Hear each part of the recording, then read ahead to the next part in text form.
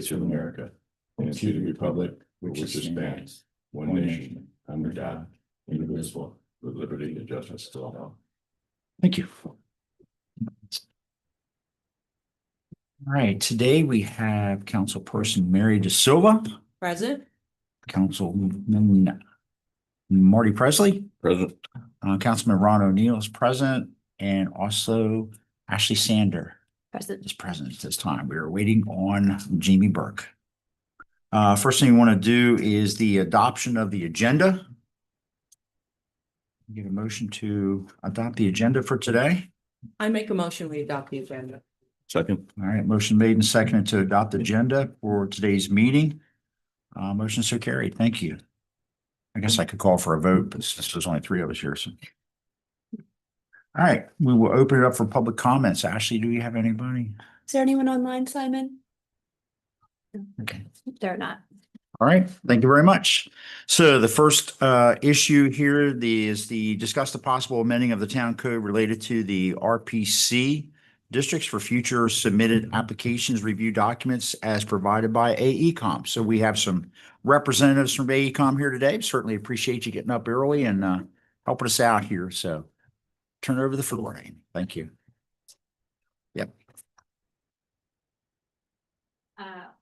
I sent Ashley a few documents for you guys, so we can use for discussion purposes, and if you guys wanted to review before. So last time we met, you guys requested that we revise the comparison table. So we've removed, I think it was Georgetown and Millville. We've removed them from the table because their regulations didn't really align with the direction that you all were thinking about. So that table has been revised. The last page of that packet, I included this slide about lot area and lot width, because that's kind of an important component to all of this that we discussed. I also included a rendering, just for all of our visual learners like myself, that shows the different lot sizes and how they kind of compare between Selbyville, what Millsborough's code currently says versus the 6,000 square feet, which is what most RPC lots are built to in town. And then you have copies of the Millsborough and Selbyville RPC regulations just for your reference. And then the last page was this is kind of a table of like the main points of the Selbyville code, RPC code that we can use as talking points. But I guess before we get into all of this, I just wanted to check back in with all of you. I know threw a lot of information at you guys last time about RPC districts, specifically what's going on in Millsborough, what's going on in other towns. So, you know, any thoughts on how we feel about RPC districts now that you've had some time to digest that information? And, you know, I know that there were discussions of, do we revise it? Do we mix it all together? You know, are there any kind of feelings after that discussion that you want to talk about, or anything specifically that you want to talk about today that we can make sure that we go? I know one of the things we had talked about was getting rid of the RPC altogether, and you recommended that was not really the way to go. So, okay.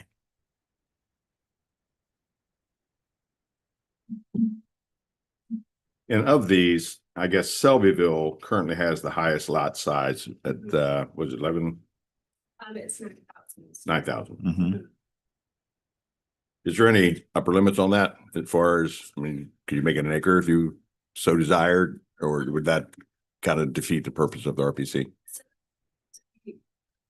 You guys are starting at, I think 13,000 is your minimum for an R1 district. And so that's what it's based off of. So the whole point of the RPC is to give a little bit of relief in your design. So you usually at least make the lot size a little bit smaller than what your R1 district is.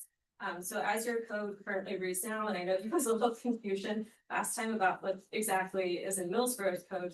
So you guys revised your code.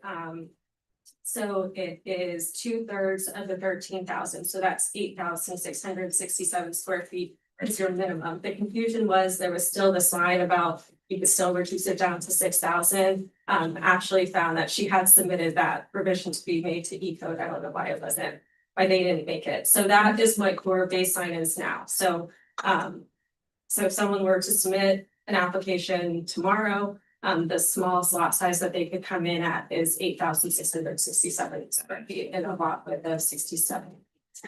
So you're not far off of that 9,000 square feet that Selbyville proposes, but if you wanted to make it 9,000, you know, that's something. If you wanted to make it 10,000, you could do that. What, in your opinion, when you see, take Shelby, for example, even though they're not much bigger than we are now, what's been the ramifications of that? Do you see the builders just building a bigger footprint house? So there's less, you know, the setback are still small in between the houses, or are they actually building the same size house with larger lots? It's probably of everything. If you look on the rendering, Selbyville setbacks are larger than Millsboro's, so that adds already some distance between you and your neighbor. The footprint that we use for this building is an example of one of the footprints that either Brian or Lennar is using in an RPC district in Selbyville. This looks like a smaller building footprint. You know, there's always a chance that someone could say, even if you are making your lot sizes wider, that they're still gonna like max out their footprint. Some of that you can help regulate by looking at your setbacks to add more space. I know there's some concern, and 6 feet is very small between you and your neighbor. They're basically touching them. 10 feet is, I would say, more of a standard setback than 6 feet.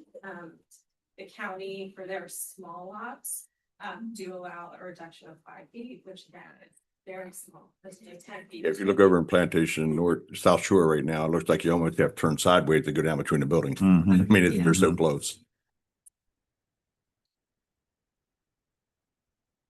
Five blocks, I mean, then you're like getting even closer and closer to your neighbor. So I think that would be one of our recommendations, is to consider the side setbacks at least. You know, when you're thinking of potential changes to the RPC system.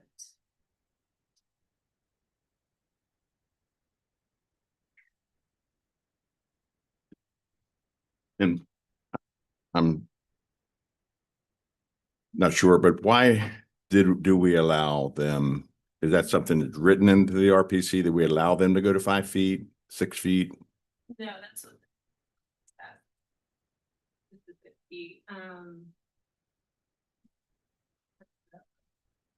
Residential section with me, but I think it refers to certain lots that are Less than 75 foot wide. built after a certain date and Ah. go to 6 feet, I think is what it is. That's written in the MR district. So that allows them to do the 6 feet for the side yards. I think typically in your MR, I think it is 10 feet. Yeah.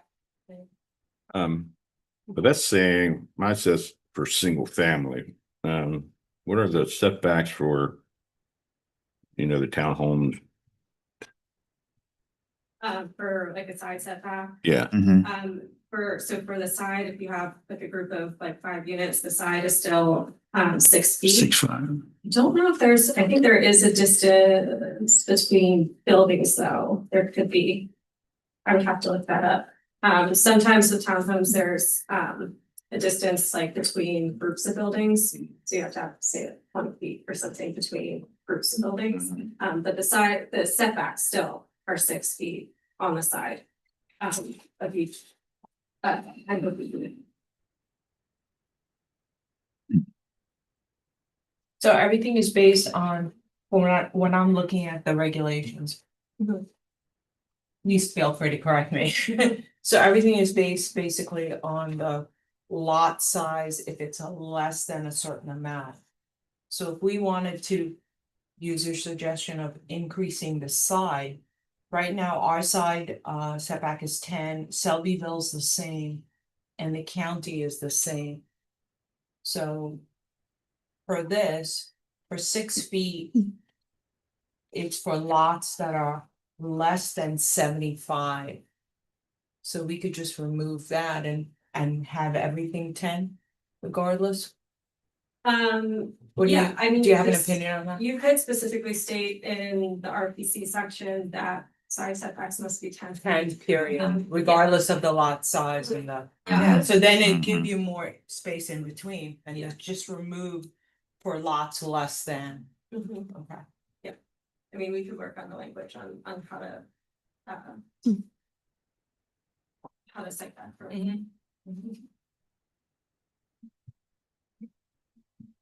I don't notice that in Selbyville in the county, that's why I bring it up, Mhm. so. I definitely think increasing that side setback is, It's a big component of, yeah, and that gets rid of the, yeah, we're the only one, Selbyville doesn't, it just. Selbyville and the county both have side at 10, we have exceptions, a lot of. now, when you increase, let's say you have a side setback of 10 feet, does that still allow you to build in, like you're saying, the garbage can enclosures and that sort of thing, or is that total setback? Extent provision does allow for like Mhm. walkways and stuff at grade. Yeah. Yeah. Okay, 3 feet, okay. Still be permitted, but if you think you've got a 6 foot side setback. And you can encroach 3 feet versus a 10 foot setback, and you can encroach, that Mhm. still gives you, Mhm. you know, some more. Yeah, yeah.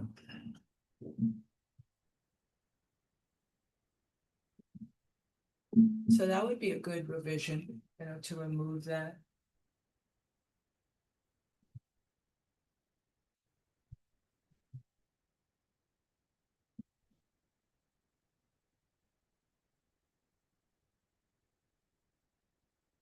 Any other feelings about the other setbacks? Yeah, our front setback, obviously, Shelbyville has 30. You know, the county has 25. What's your opinion on that? I mean, I would say most, even in town are building to at least 18 to 20 feet. 18 is usually like the minimum, 20 feet would be more preferred because, vehicles being parked in your driveway, 18 feet is a little short, especially if you got a larger SUV or something like that. The truck And- bed is even longer than that. So it's hanging onto the Yeah. sidewalk, so Mhm. 20 feet is usually a good, at least minimum, 10 feet is really small. So I would suggest at least 20 feet as a minimum. 30 feet gives you a really nice, kind of street line. With nice green lawns and stuff in the front, so 20 feet, 30 feet, I don't know if there's a big difference between that. But definitely at least 20 feet to keep from any encroachments to the sidewalk. yeah, I think that's probably the main reason we got in trouble with the parking situation. Mhm. Because there's plenty of places, especially in the older part of Plantation Lakes, that you can get one small car in the driveway and that's it. Mhm. I hate to ask this, but any one of us know the length of a large truck? And maybe we can make that our minimum, like, I don't know if it's 20 or 22 or 23, do you know what I mean? But I would hate to Not make real it offhand, 20 yeah. and you have somebody who has an extended cab and. Yeah. Well, if you think about it, like a parking size in like a parking lot, town standard is 10 feet by 20 feet.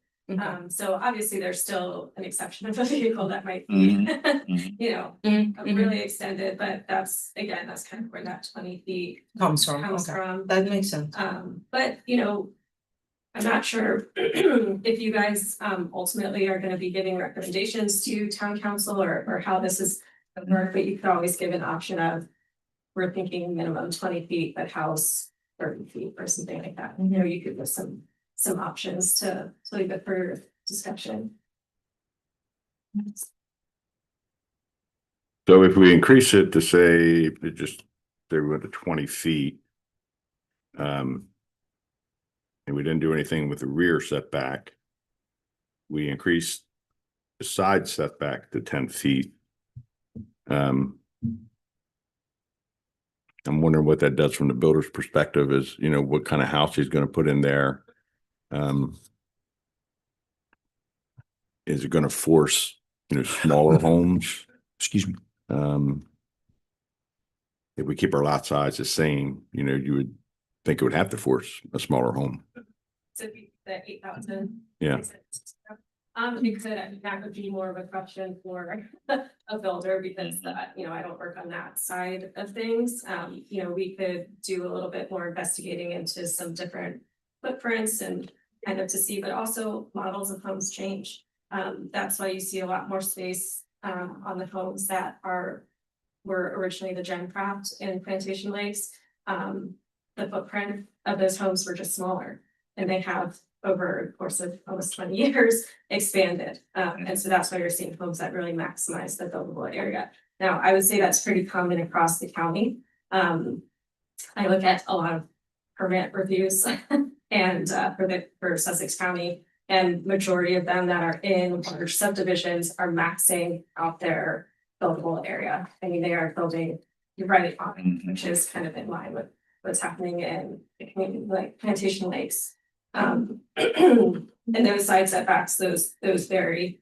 So it's hard to say because the model and type of home could change. That's more home buyer driven, I think. You know, what type of home people are looking for. Yeah. And we could definitely do a little investigating and we could see kind of similar to like these renderings, like what would various footprints look like? Would it become too restrictive for someone? Yeah, because I mean, if you look at it now, with our current lot sizes, you can get about an 1,800 square foot house in that footprint. Now, Plantation Lakes gets away with it because they can build a basement, but a lot of subdivisions aren't going to be able to do a basement. So you're already limited to about an 1,800 square foot house. And if we further restrict the setbacks, and then now you're down to probably 1,500 or 1,600 square foot house. Yeah, I mean, if you kept the 10, that would give them definitely more kind of lengthwise. It would narrow it, you know, widthwise if you're bringing in your side setbacks. They could still build to the setback line, you know, that's permitted.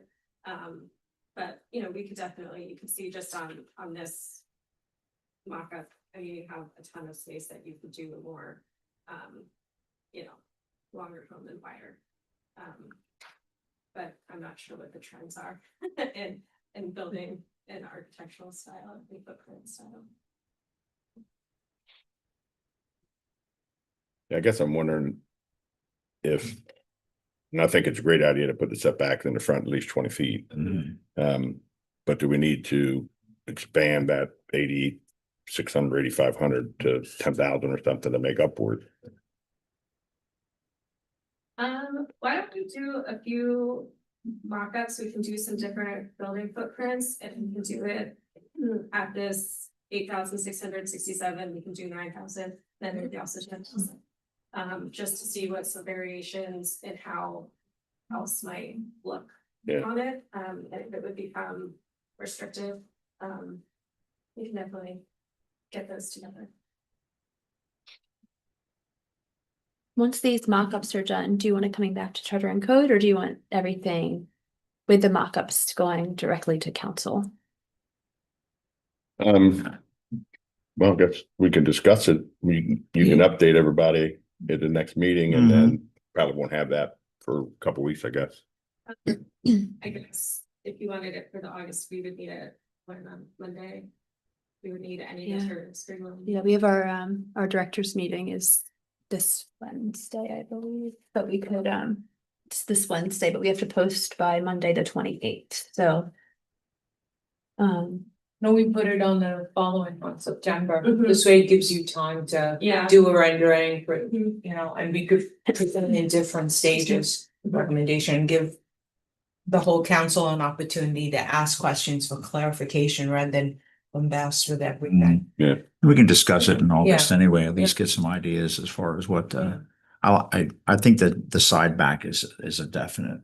And I think the front setback to at least 20 is gonna Yeah. be a definite as well. I mean, these, I think also developers, Why? architects, I agree with you. Mhm. And I think developers and architects come up with however you want for solutions. Cause when you drive the county and look at it, not just the building, the majority I see in Sussex County is here, but when you drive through Arbison or Lewis or anything, you see the actual, dimensions of the house. They reposition the house, so it doesn't always have to be this view, it could be this view or, the back view, so. Yeah. I think we should consider what would be better for the town, Mhm. for our town, rather than worrying what's gonna happen with the developer. The developer will fix it, that's why they have architects. Yeah, I mean, as far So- as we know, there haven't been any issues in Selbyville with having a 9,000 square foot lot. I know we did do a quick search if there were any variances that people were requesting for the RPCs to reduce anything. I think one of them maybe had reduced rear setbacks. Or they wanted to like approach into a setback or something like that. But there doesn't seem to really be an issue with this being a 9,000 square foot lot versus, I think like Georgetown and Millville had like 5,000 as their minimum. You guys had 6,000 for many years. So like you said, they're kind of working. They're working with the Yeah. numbers. Yeah. So I think, so we can do that, we'll do a 20 foot setback, 10 side, we'll keep the 10 for the rear setback, and then we'll do renderings at these 3 different lot sizes, Mhm. so that you guys have that. I think the other big thing were the permitted uses Mhm. that have been discussed, so as you guys know, in your current code, it's basically any type of residential unit that is permitted in any district is permitted in RPC, so that gives you the single family, townhomes, apartments. Duplexes, I think. Garden apartments. Yes, so Selbyville's code is a little bit unique that they have minor and major RPC. Which honestly is the only one that I've come across that does that. I did a little bit of research to see if there were other examples. But how they have it broken down is in their minor, it's single family dwellings only, and a major RPC, so that's anything that's 30+ units, can have single family townhomes and 2 families. They do not allow apartments.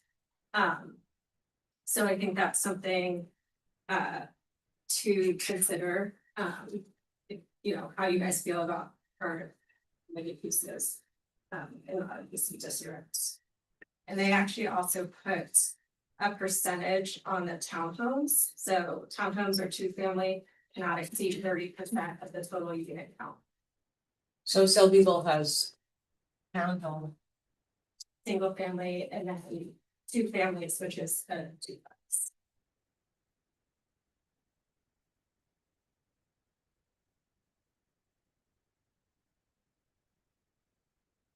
We should look at that, because based on the last discussion several times about the other development that's, I can't remember the name of it, the one that's behind BJ's, the council has come up to discuss.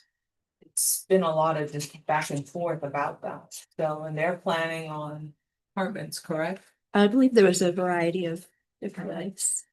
So that's a good, so see how they have it and maybe learn how we could better serve the community by, if we needed corrections. If-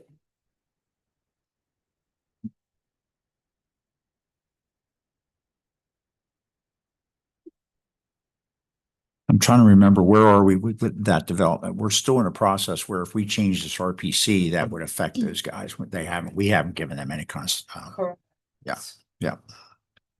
So.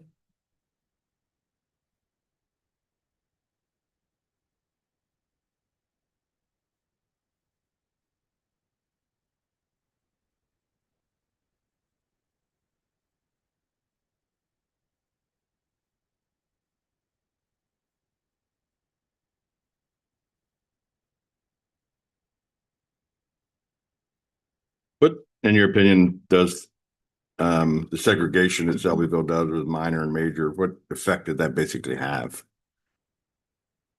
Honestly, I don't know, and in Millsboro, I don't think you're gonna get subdivisions that are less than 30 units to, you know, to have a minor RPC. I mean, 30 isn't like a set number, you guys could adjust that number, but, you know, most of the RPCs here are Thousands. much. Yeah. Yeah. Yeah, I don't know what that.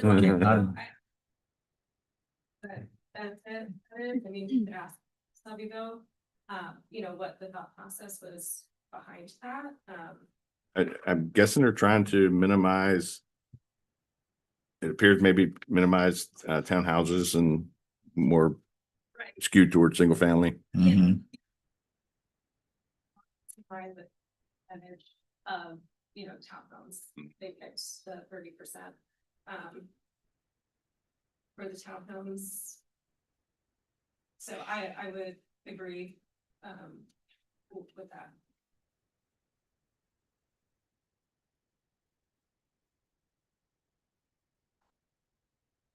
Yeah, I think looking at the RPCs that you have, obviously Plantation Lakes is, you know, almost 2,500 units. Retreat at Millstone is 193, Commons at Radish Farm 165, Homestead is 131. Millwood, which is 2 phases, is 362, and Woodman's Bluff is 133. Yes, so we're nowhere near. So I just asked Dan how the size of his truck. He has a GMC Sierra Denali extended cab. Is a pretty large truck, and he said it's just shy of 20 feet. It's like just a little bit more than 19 and a half feet. It's still, it's like the fence. You wanna, I think, take into consideration, if you have this truck, you don't wanna just have it that the truck's on the, you wanna give it at least a foot around the truck so the person can feel comfortable walking around. Say somebody's bike riding or somebody's pushing a stroller, you wanna give them Mhm. a little bit of walkway, I think, when they're driving. But that's just my thought process. Well, there again, you're looking at probably close to 25 feet because you don't want to be right up to the garage, and if you've got a trailer hitch on it, that gets another. Yeah. So, I think you can always discuss it at the council meeting, anywhere from 22 to 25. You know, which is what the county's 25. so maybe in the rendering, we'll do 25 feet. And that's a good, Just to show it outside. I don't really see in our situation where a minor versus a major RPC would really have a big effect on what we're trying to do here. I mean, like you say, we're nowhere near, even if we modified that number a little bit, let's say 50, we're still nowhere near the number of Right. units we're seeing in our developments. I think 130 or 150 was the smallest you mentioned. Yeah. So, I think they're just trying to limit the size of the development, Mhm. basically, in plain speak, Mhm. right? So. Yeah, I mean, like I said, I have not, there's no other communities in Sussex County that I know of that uses. You know, a major versus minor, and doing just some kind of prelim research, I can really see that many examples. I'm sure they got it from somewhere. But yeah, so maybe that's something that we just kind of do off the list of. Not really worth pursuing. They're pretty specific in some of the stuff. No, September no meeting. more than 8 contiguous lots along a straight portion. Yeah. Before you get to a bend, I mean, that's. pretty serious. Pretty specific regulations, you know, I think they really want to, kind of gear the design of what it's gonna look like, which, you know, is totally reasonable and something that you guys could choose to do, how, you know, restrictive or, you know, you wanna be with some of those things. I think their language and linguistics that currently sit in the code give it much more of a small town appearance rather than large, expansive developments. It's much more a smaller niche. You know, you're still having developers come there. Yeah. There's nobody not coming based on their Yeah. code. Mhm. Yeah, So that is true. it's the appearance, yeah.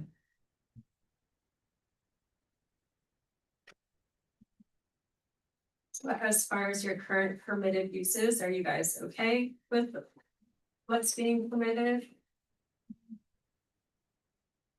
You mean here Millsboro now? Yeah.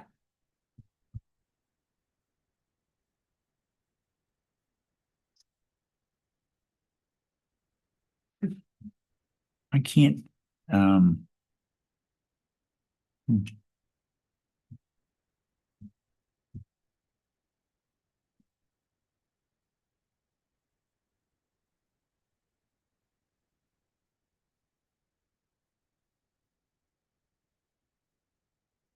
I can't think of anything, any situations where we've denied a use like that. Do you want me to grab Debbie and see if she can come over to talk She might have a better, for a good From the suggestion for us. building perspective? Yeah. Yeah, she's got a minute.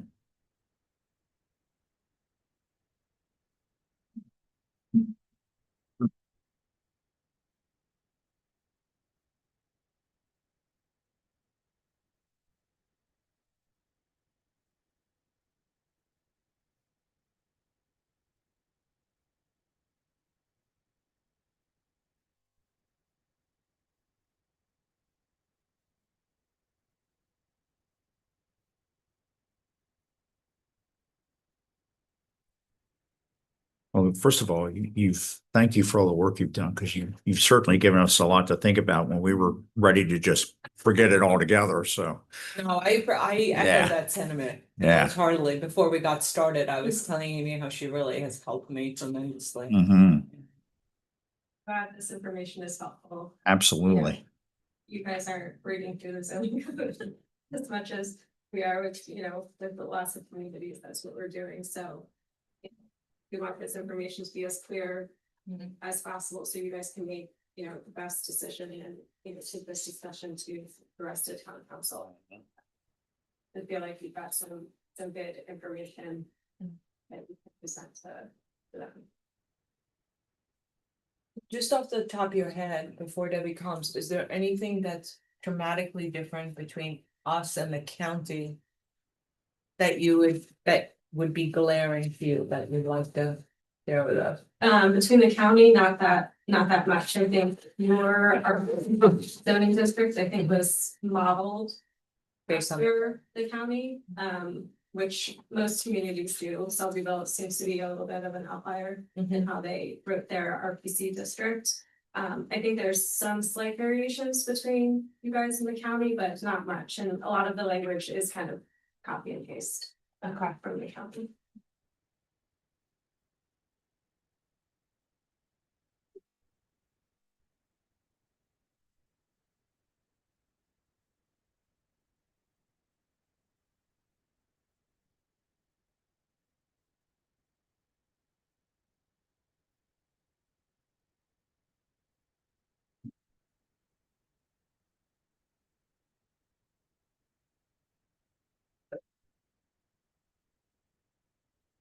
It seems just tweaking, like you got in here from 2/3 to 3/4 would make a lot of sense. Mhm. Yep. Mhm. Yeah, I mean, that's an easy change to make if you want to bump it up to that. That TC's to a little bit over 9,000, so between that 9,000 and 10,000. And that would enable the 20-foot setbacks and not, Mhm. significantly decrease the house sizes. And be able to increase that front setback as well, Yeah. too. Yeah, and not really hurt you. Just keep it instead of doing, and that can be reduced. Mhm. Or just leave it instead of basically replace the 2/3 with the 3/4. Mhm. We could do that, and then it actually works out a little bit nicer. So you're not left with this kind of awkward number of 8,667. Right. Right. And it was 67, but lot width is just kind of an odd number. I mean, more than likely someone would round up to 70.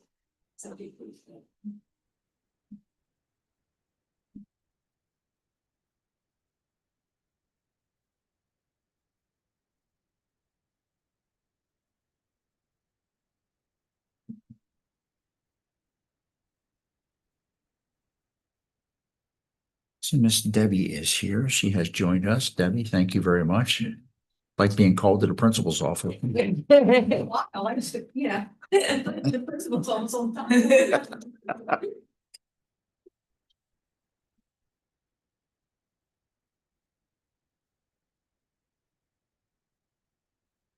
So I guess what we want to ask Debbie is what kind of permitted uses she is seeing come in, what kind of permits that you're seeing come in. We're looking at this RPC, looking at some things to modify in the RPC. So one of the questions was about I guess the permitted housing types Yeah. that you're seeing in some of these developments. What are you? I mean, we're looking at Selbyville has kind of a major and a minor RPC where they divide it down into single family homes versus single family detached plus townhomes plus, two family dwellings. So what's the trend that you're seeing? Do you know? Basically, the majority of the developments have either been single or single and towns, and that's all we've had. Okay. We haven't, the condos, the last one I think we've had was Millwood, I believe. Okay. Other than that, we haven't had any condos for like a few years.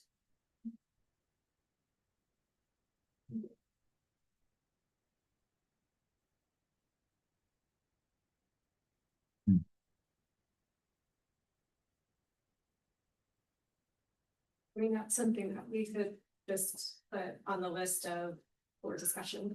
Yeah. For all town councils and then kind of get their, What was it? I'm sorry, I'll add it. the permitted use. Permitted, yeah. Okay, I wasn't sure. Residential. Yeah. we said basically we're good. Okay. What I notice, what you have in this chart is the discussion under Selbyville, the non-garage portion of the buildings.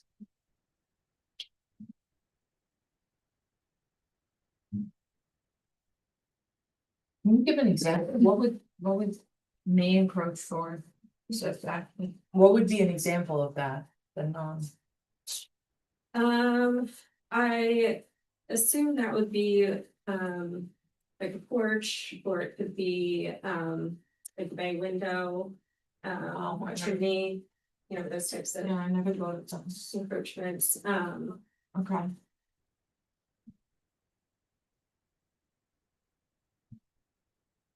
So Selbyville seems to have is one of the few that have a setback also based on that. In or- addition to our setback. Yeah, I mean, I guess that's their way of saying that you can encroach into a setback. That's an interesting way of putting it, non-garage portions of the building. Yeah, that's what I was having a difficult time Yeah. wrapping my mind. Yeah, and I guess it says right after that, 1-story Yeah. covered porches Fortress. can project 10 feet into the setback, but yeah, I mean, it could be other things like a big window, chimney. I mean, 4 feet is a pretty nice encroachment for those types of items, which are usually about 24 inches to be for those types of things. So if you had that on the side of the house, you'd be encroaching on your side of 10, so you close that space even more. Yeah, and I will say the county does allow for those types of encroachments, like a chimney can be up to 2 feet, and then they also note things like an AC unit and encroach up to 3 feet into a site like that. So if you're a developer and you wanted to come into Millersboro and build apartments, strictly for profit, obviously, they would fall under our RPC. You could have the entire development under that commercial development under the RPC. They could do an RPC, or they could build in an HR in your high density residential apartments are. And they would opt for the other. Why? Is there more benefits to it? I mean, if you're just doing straight apartments, and it's just various apartment complex, they're probably gonna stay in HR. There's really, the point of an RPC is to have a mixed residential type, so if someone came with just strictly apartments and said we want to be in RPC, we would kind of question, well, why aren't there other residential types? you know, that's really the purpose of an RPC. High density, they have smaller step backs, I'm assuming, and less stringent requirements. For an apartment, the same requirements that are in an HR apply also to an RPC. So there's distances, I think it's 40 feet between apartment buildings. So that still applies whether you're in RPC or you're in HR. And if we're changing the RPC portion of it, should we be looking at changing that too, or as far as, you know, the setbacks go and? We could definitely look at them to see what they are and, you know, what impacts they would have, but those could probably stay what they are. And if there are specific regulations that you want to put on townhomes in addition to what's already in the code, you could do that in this RPC section. You know, if you want different setbacks to apply in an RPC district, you could say that if you wanted a certain height, you could do that, you know, in here. Do you want 60 feet opposed to 40 feet in between buildings? Again, you know, another example of something that you could specifically put in an RPC district that would supersede, let's say, an HO district, or what would be permitted. Yeah, I'm thinking specifically of the front setback for an apartment building like that. Right. Give that appearance of more room, give you more room to park. But I'm guessing that really wouldn't apply in too many circumstances because they usually build a big community parking lot, you know, in front of the building as opposed to individual parking driveways. Mhm. Yeah. You're pretty flexible in the design, so you could, you know, bring all your buildings, apartment buildings to the front to be on kind of the street and put all your parking behind. There are a few examples of garages. Of what? Garages Garage. and apartment complex is not a garage necessarily for everybody, but you know, another option for parking. That would be interesting if we looked at it like Amy had recommended, maybe just amend the RPC to create more space between apartment buildings, give more living space and more green space. You know, rather than having, so that. I'm not rushing this agenda item, but I just wanted to give a heads up. We have 15 minutes to a hard start for the DelDOT. Oh, So shoot. the- Okay. Do you want, if All right. any other questions for Amy? I didn't, I forgot we were on a time constraint there, but I can get them to, would that work? Couple things.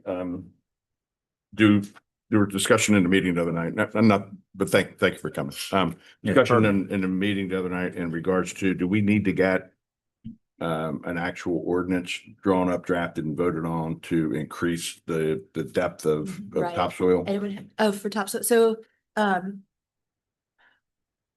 if we're gonna require it, I would say yes, just so we have a leg to stand on. If we tell them to do it, they might say, under what code or what ordinance? regulations can you force me to do this? But if it's in the code, we could have, then we would have to enforce it. You know, if Mary's working on that draft, or I will reach out to her today to find out. that'd be great if we could vote on that at the meeting.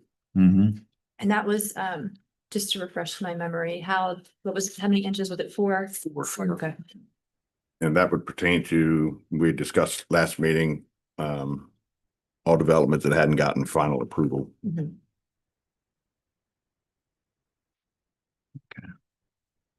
And then on the first agenda item, if anyone has any additional questions for Amy, if you want to email them to me, I can send them to Amy, and then maybe we can have that as like a supporting document in the packet at the September agenda as well. What's that? Okay. If they have any more questions any about the questions? first agenda item for Amy, Okay. if any of those come up, and we can have like a Q&A type sheet. Hey, Jim. Sorry, we had a last minute call. You're good. Got a couple minutes. Do we have time to discuss the third bullet point? Are you okay with Yeah. number two? Yeah. Okay. The possibility of amending the code to allow food trucks within the municipal limits at all times with the proper permitting.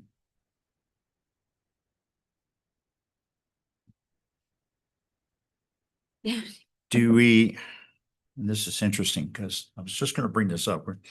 Fire company's going to have their 100th anniversary next year, so we'll probably be looking at having some food trucks in the parking lot. So this is a good discussion. we've gotten some pushback from the local establishments in the past about this, have we not? It's been a while. Mhm. I haven't heard much from the brick and mortar. So that was the initial issue, was there was a hot dog truck at Lowe's Hmm. and there was some pushback. I mean, that's when I That- first started. We're talking 7 years ago. Yeah. And I haven't heard any pushback since then. And we do have more corporate entities now than we did then, so I Mhm. think they kind of expect that they see it in other jurisdiction. Like the Texas Roadhouse and all the different, fast food that we didn't have back then. So yeah, Now, I have room for Yeah. Lowe's, yep, Chick-fil-A, Rita's. Yeah. That's true. Yeah. yeah. Yeah.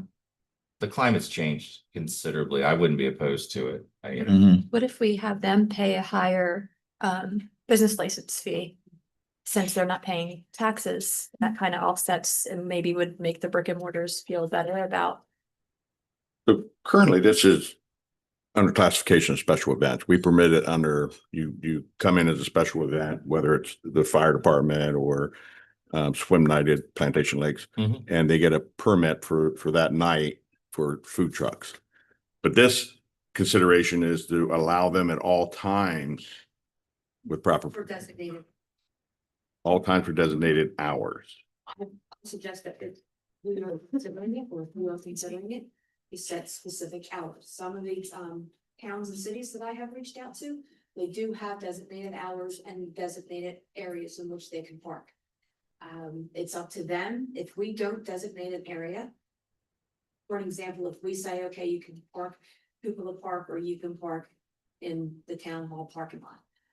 It would be for designated hours, days. We can delegate how we want to do that, or if they want to go to Lowe's, it is their responsibility to provide the renewal of their license, the property owner's permission. Now, I don't think they should be held to one property.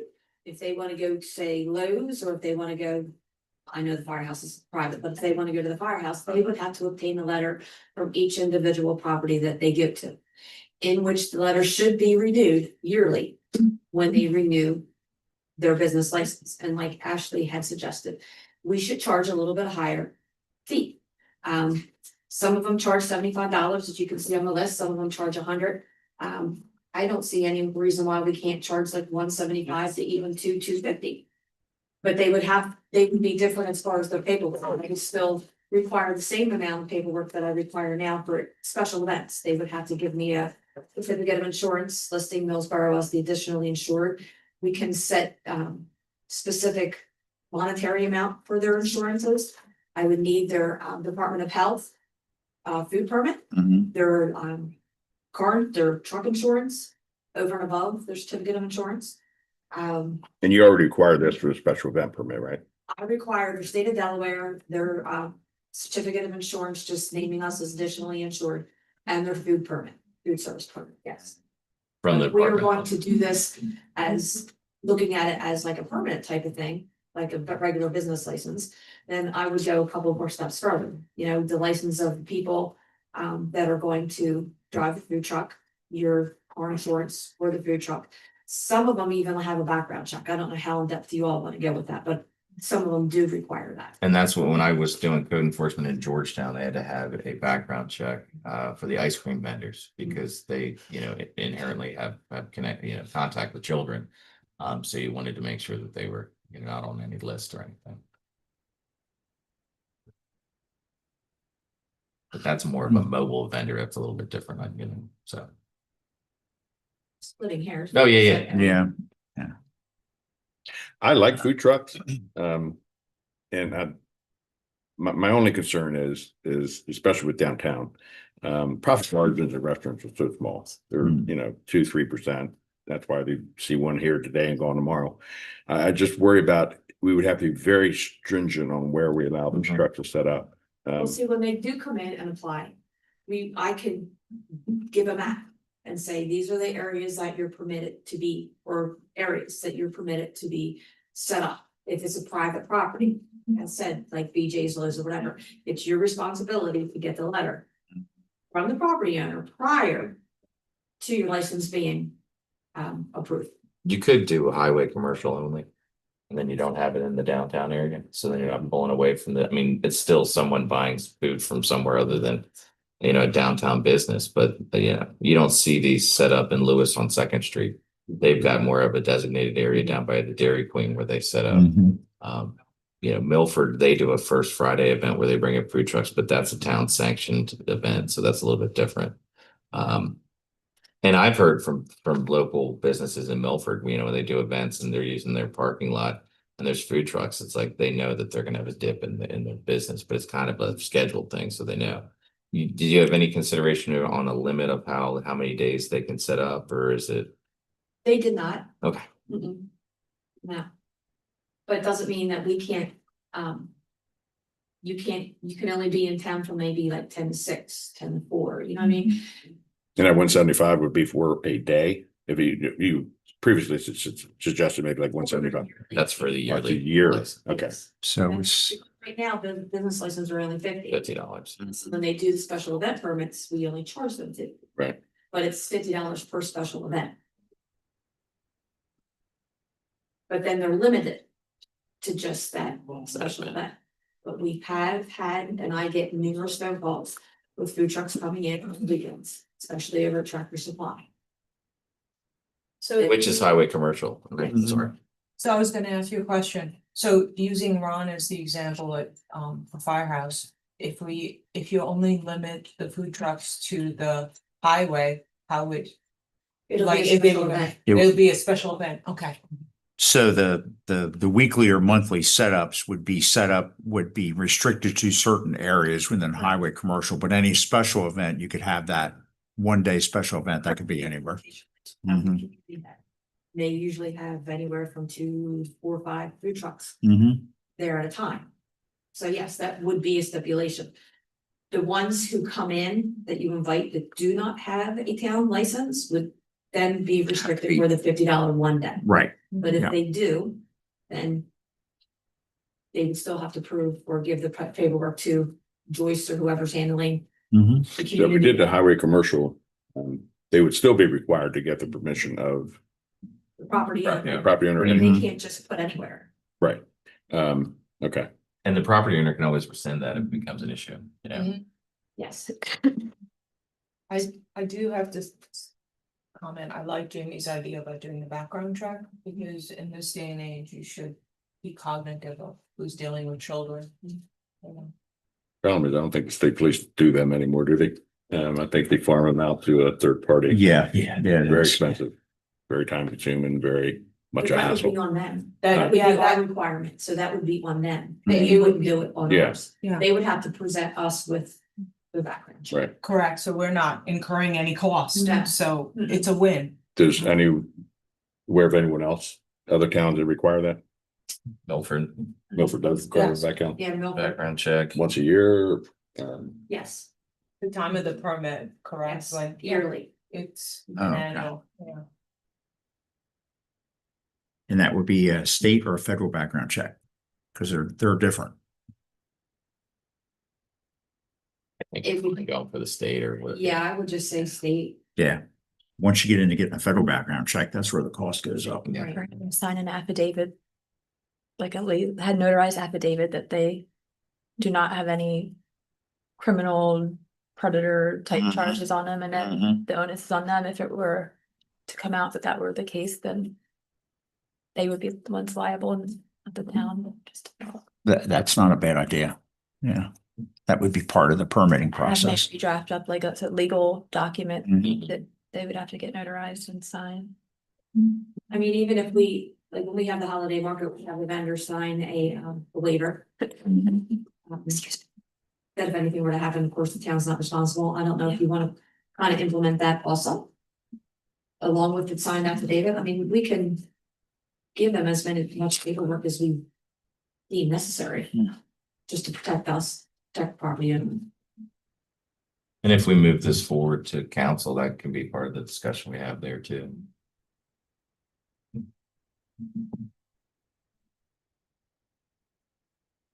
I really don't think it'll take away from the brick and mortar.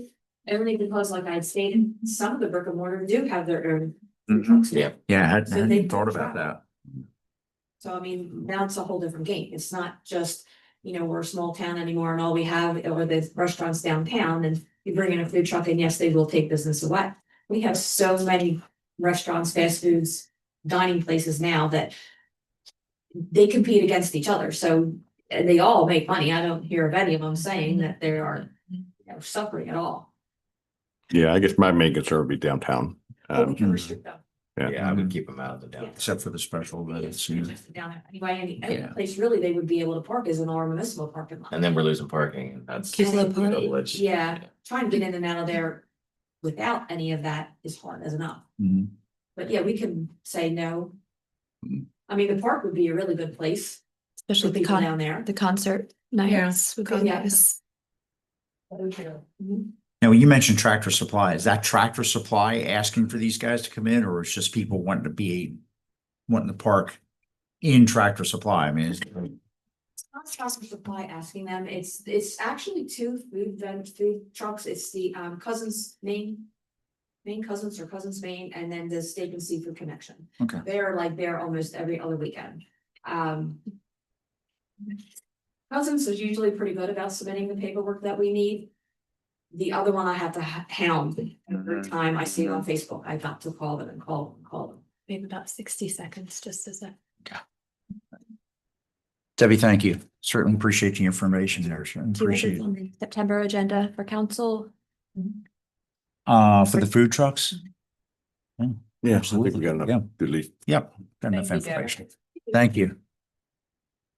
Since we're running out of time, if there's no more issues, call for a motion to adjourn the meeting of the Charter and Code Review Committee.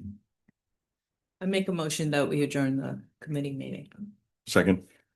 Motion been made, seconded to adjourn the committee meeting. All in favor? Aye. Aye.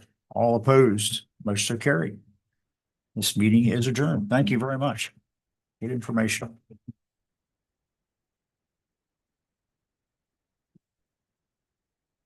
Hey, chief.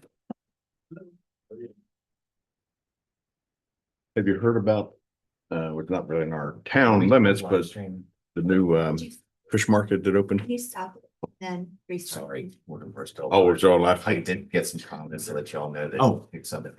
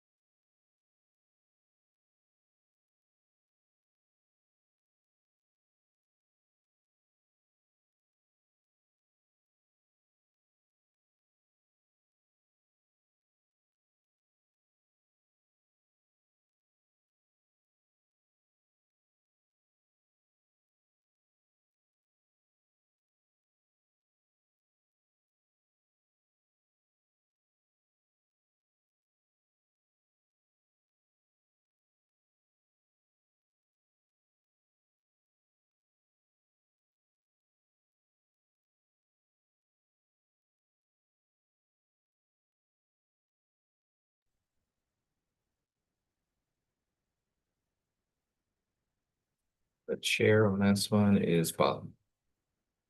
Oh, yes. I didn't know that. I have Bob, Marty, Ron, and Neil.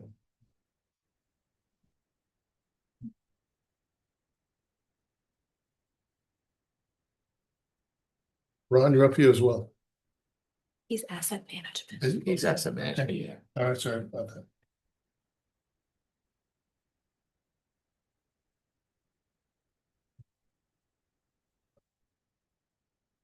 It's done. Okay. Why don't we start off with the Pledge of Allegiance, please?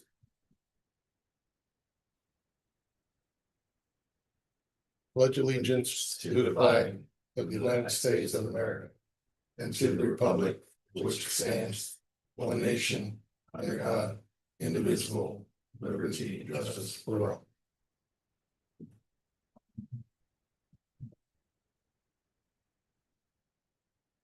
All right, this is the first time that this committee is meeting. I felt, and the town has felt, that it's a necessary function for sure. With that, I'd like to get a motion for the adoption of the agenda. I'll make the motion to adopt the agenda. Second. Second. So moved. Any public comments?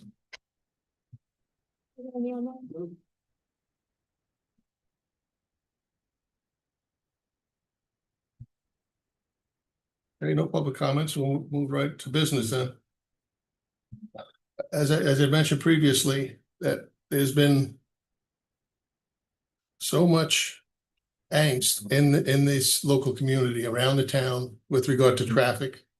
And it seems as though we're the last ones to find out when things are happening and things are scheduled. And that's something that has to change. So we need DelDOT to come to the table, and Jamie, I don't know if we got a commitment from them yet or not, or let them know our intent with regard to having meetings like this, but they are a critical component. Mhm. So if we can do that, I mean, along with law enforcement, and we have the chief as well as Delaware State Police, I believe. Thank you, sir. So ongoing, these type of meetings should happen, especially with major projects like the bypass. And that one impacts not just the town, but the entire region here. So we have to do better. And to the timing of closures with regard to construction, Godwin School Road as an example, it's a horror show. Mhm. And, you know, before someone gets killed, we need to tighten things up. What I don't know is the process with DelDOT, and once we have them on board, it will be interesting to see. So, you know, what are the requirements when it comes to maintenance of traffic? Is that reviewed just by DelDOT, or is law enforcement there as well? And then does law enforcement have the ability to shut down a work zone? Absolutely. Absolutely. So there was a situation last week on Godwin School Road that you know was just an accident waiting to happen literally. And I reached out to the chief, and he did send someone out there, but actually it's beyond his jurisdiction. And that's where, you know, there's a point of, if we're looking to reduce the speed limit, which we talked about, and DelDOT is amenable to lower the speed limit from Mumford and Lewis all the way down to Delaware Avenue to 35 miles an hour. And that's a good thing, but that comes down to enforcing that speed limit, because you know people are still not going to adhere to it. And that's where there's that one stretch there that's really Delaware State Police function, and then Millsboro Police pick it up from, I guess, like the entrance of Plantation Lakes going forward. So along with that, and it doesn't have to be at this meeting, but is there a way to work out an agreement between Delaware State Police and Millsboro to cover that area, or can Delaware State Police do it? And again, it's something that has to be enforced on a fairly regular basis, especially when it's new and reduced speed limit. So that'll make that work.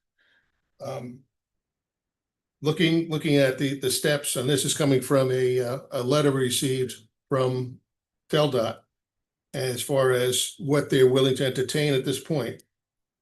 And one is the installation of a traffic signal at Plantation Lakes development. And do we have any kind of a ballpark estimate of when that might be at this point in time? We do not. And just to clarify, your Chief Calloway, your jurisdiction on Laurel Road picks up at Kendall Street, correct?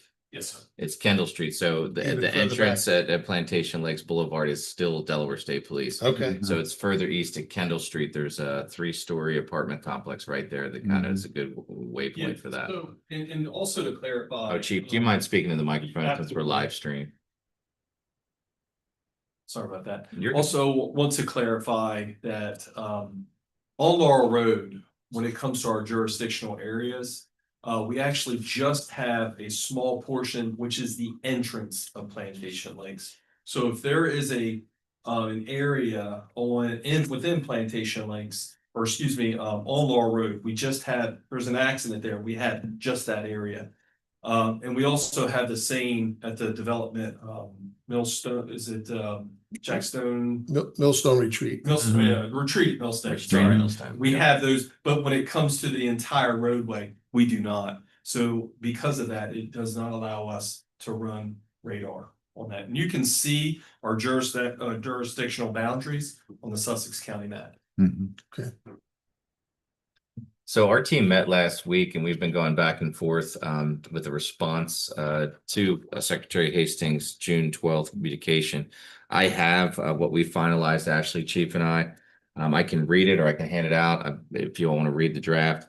But what we're doing is, after meeting with several members of council, the items that were the top items to address were the signal intersection, the signaling of Plantation Lakes Boulevard and Laurel Road, speed along Laurel Road, and then the 4-way stop sign at Delaware Avenue and Laurel Road.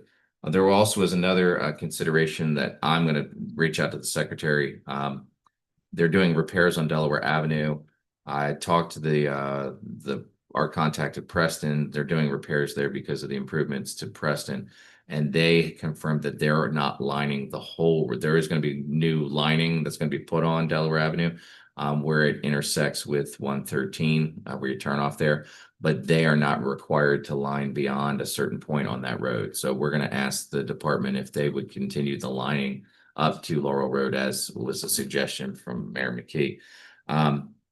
But one thing we did notice, and I think everyone's aware of this in the letter from the Secretary of DelDOT, is that they are willing to lower the speed. They would be willing to have the town put up the 4-way stop signs under the department's supervision. So in the response, we're asking for a timeline on the proposed reductions in speed. We're asking for a timeline for the signaling, and I've seen the finalized design for that signaling, so it is in a good place. Things are moving It forward, was in May. which was in May.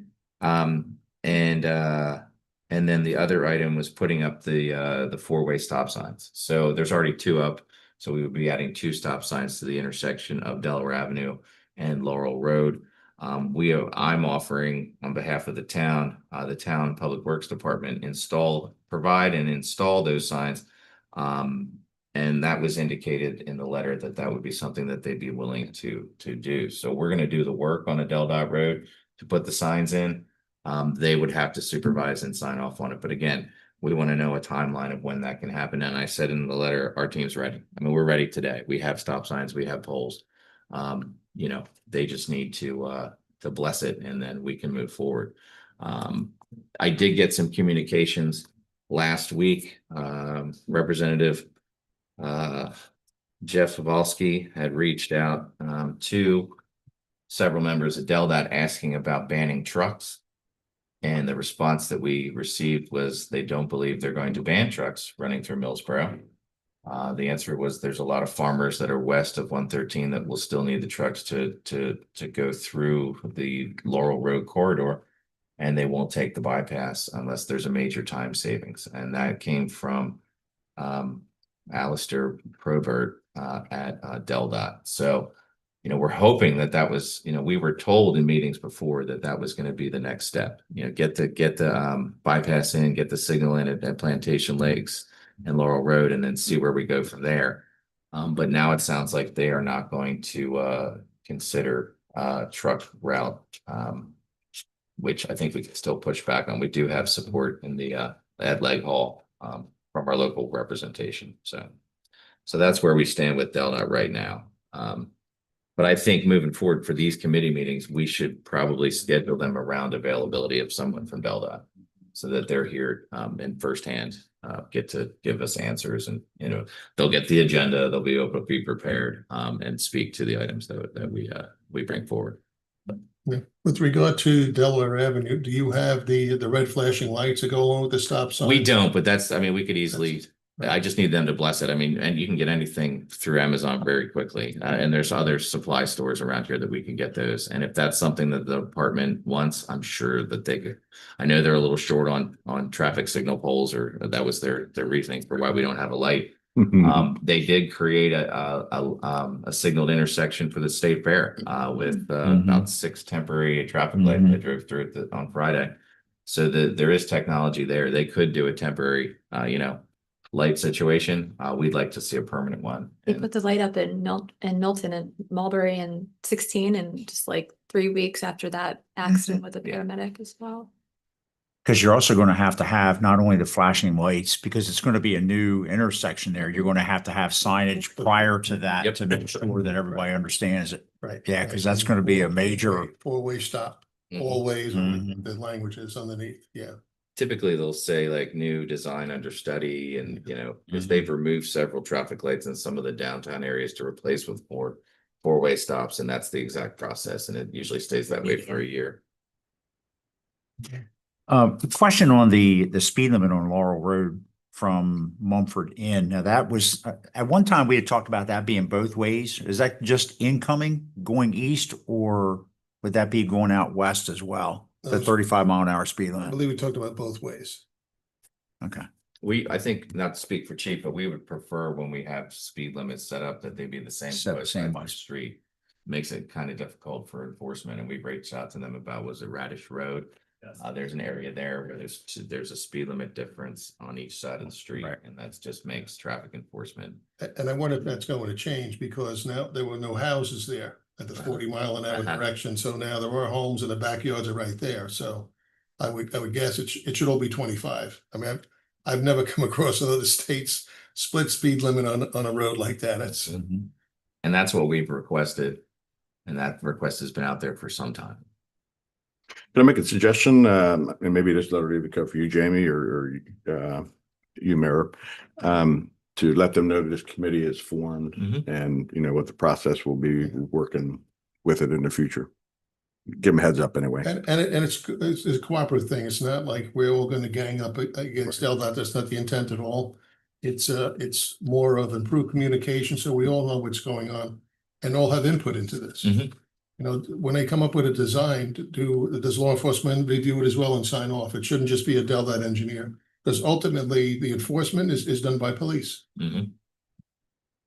Chief, and the gentleman from the state police, are you involved when there's a change to an intersection? Do they ask for input? Do they ask for feedback? I mean, I know the developers are given, designs for, especially when they've contributed to an intersection, but. No, so typically they come in but the reality is, I believe they can still get the information from our accident reporting to see if there is an issue there. Where the hot zones are. Yes, Yeah. so this is similar as to the week or the monthly reports that I present to council, and where accidents are, they get that data as well. They have access to that. So am I correct? Lieutenant Little? You are correct. My name is Lieutenant Mark Little, by the way. Good morning, everyone. Good morning. Thank you for coming. So the public has access to those records as well through the website, but yes, DelDOT does access a lot of those crash records, but I've never heard of them actually contacting the police about, their roadways or what they're designing. So more or less, I think sometimes it's staying in their lane. So 100%. I think even within the department, it's staying your silo, your lane as well. That's. Literally and figuratively. I'm okay with that letter. It sounds pretty good to me. I'll hand you out the draft if you want to mark out if you see anything that stands out. We've gone over it a couple times. I think it's short and sweet and to the point. Actually, if you don't mind passing it on over to Bob. The only thing I would ask is that in their letter, they were asking for proof, I guess. Submitting any other documentation with this, or you think it's sufficient? Well, we've heard that they've done a speed study, recent speed study. So, I mean, there's one way we could FOIA that information, but they have it internally. And I think it would probably be I'd like to reach out to the secretary, let her know that this letter is on, I'll send it electronically and then physically. And then in that communication, explain to her that we've created a committee and we want to, foster, open lines of communication with them.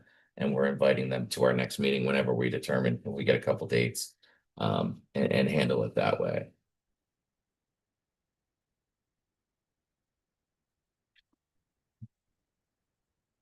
I have seen in the past that going above the secretary to legislators and then having it trickle down isn't always the most efficient approach. And that's kind of what happened with the signal at Plantation Lakes with getting Senator Pettyjohn involved and Senator Hawker and Representative Collins. So I know Rich has done, he's always stood up for us when it comes to, issues with DelDOT up at Leg Hall. But I think we could, try a different tack. I have no problem with the letter, just changing the date on it. Yeah, this was the original draft. It's been gone back and forth a little bit, Yeah. so. And the other thing is that in terms of timeliness, what I'd like the town to be able to do is react more quickly. The fact that DelDOT drags things out, we shouldn't follow that protocol, but when there's something that's that important and really needs to be expedited and out the door as soon as humanly possible. Mhm. So they're gonna have to learn how to sprint with us. And You've not worked with DelDOT. I'm up for the challenge. Are you CCing anybody else other than? yeah, all the people that were on the original list, I'll keep you on it. And I'm not being facetious about that. It's normally a lengthy process, understandably. Oh, no, I get it. But- I get it. And But you shouldn't have to wait for a fatality to happen either. No. Because if that's what they're using as the thing to react to, well, that's just wrong. That's what happened in Milton. And what we Exactly. had happen for, years is we'd have a meeting scheduled and they'd be rescheduled and and it wasn't for our lack of availability. There were times they were gonna come talk to council.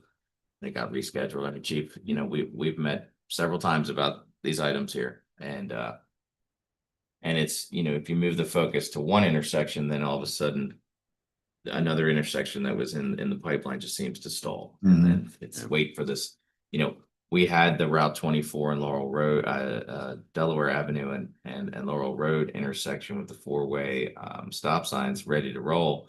And then once the focus became Plantation Lakes Boulevard, it sounds like us now, they don't want to even implement it until after they study what the light does at Plantation Lakes Boulevard. But they're two different intersections and two different situations. And they're sophisticated enough to know. I mean, Yeah, they know. For sure. in 2004, they wanted a stoplight at Delaware Yeah. Avenue, so. Mhm. How much time after we send this letter should we give them to follow, before we follow up again? What's I said a week. yeah, I would Yeah, say. because they follow their timeline, it's gonna be 2 or 3 months if we don't follow up quickly. I would follow up with asking for dates that they can attend the next committee meeting and then just schedule a committee meeting. I mean, that could be we need a week for noticing. But we have these meetings during business hours. It's not like we're asking them to come to a council meeting that's on the evening, that's overtime. We can email it and then also send it mail with tracking maybe. Yeah. That way we can have proof of when they actually received it. And I'm gonna make a phone call to the secretary as well, because I saw her at a CDAC meeting recently in Georgetown. And there's a lot that can be accomplished in Delaware when you reach out and have that conversation. So we're gonna try a multi-pronged approach. So the letter we got from her on June 12th was in response to resolutions that were passed. Everybody knows what the issues are. We just need to move forward with the timeline. So if the intersection is designed for a light at Plantation Lakes Boulevard and Laurel Road, what's the next step? And my contacts, Lenore, have asked too, timing wise, and you just don't get an answer. So we need to just get firm answers. Well, we don't get an answer. Some people get answers, which Yeah. I would raise that with them. You know, we should be first, at least equal in queue to get these answers instead of finding them out there, rumor mills and, you know, developers and And our partners in law enforcement should be included in that, exactly. you know, Exactly. I think that's valid. Right. All right, now can we offer to DelDOT to change out the speed limit signs if that's what it takes to expedite that? I mean, the one thing I'm thinking eastbound, you're gonna need some kind of a warning, probably a flashing light saying reduce speed ahead and how far back that goes before you get to Mumford and Lewis. Well, I So think they people are were. aware. Well, we're outside of jurisdiction, so I understand. Yeah, I understand. don't know if they would be willing to have us change signs there. The Delaware Avenue intersection is a whole different ballgame because we're in Right. town limits. And it's actually your enforceable area too, gee.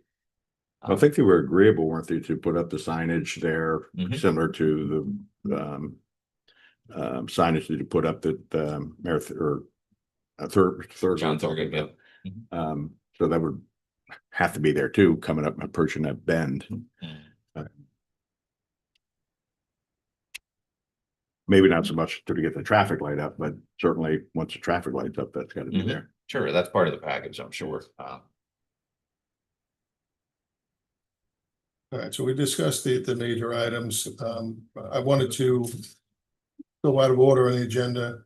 And before we talk about the comprehensive evaluation of intersections surrounding the bypass, I want to talk about the Godwin School Road construction.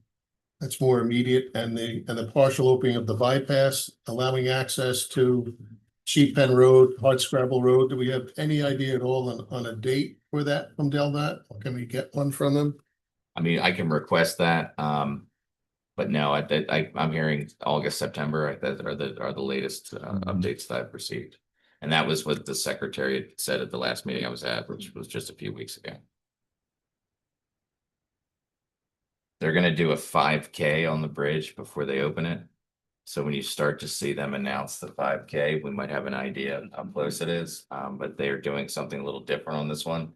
They're gonna do a 5K so the public can be on before it opens up to vehicle traffic. And they're gonna raise money for childhood cancer, I think is what they're doing. So I haven't seen anything other than the director mention that.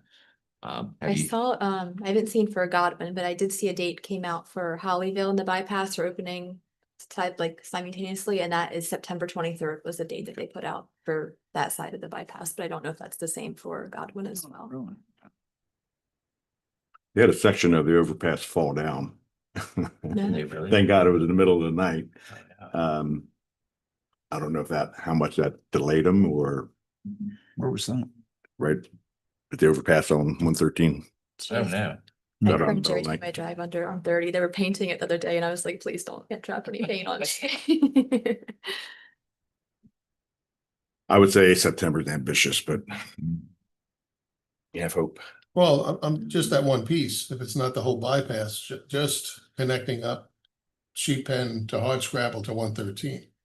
I mean, that's doable. That's paving work.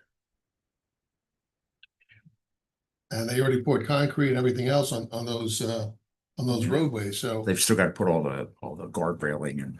Yeah. All that in. But somebody said that they've started the groundwork on the new sheep pen alignment. I haven't been out there. Yeah, I go check on it pretty regularly, and they've had the alignment, but they're still in base, so it's like a crush and run. I mean, there's not, they've got some work to do. With regard to the review of the multiple intersections, that's something I had asked the one engineer that came to talk about Delaware Avenue how many months ago. That you can't look at one intersection at a time. They all work in concert with each other, and depending how you make changes to one, it affects multiple.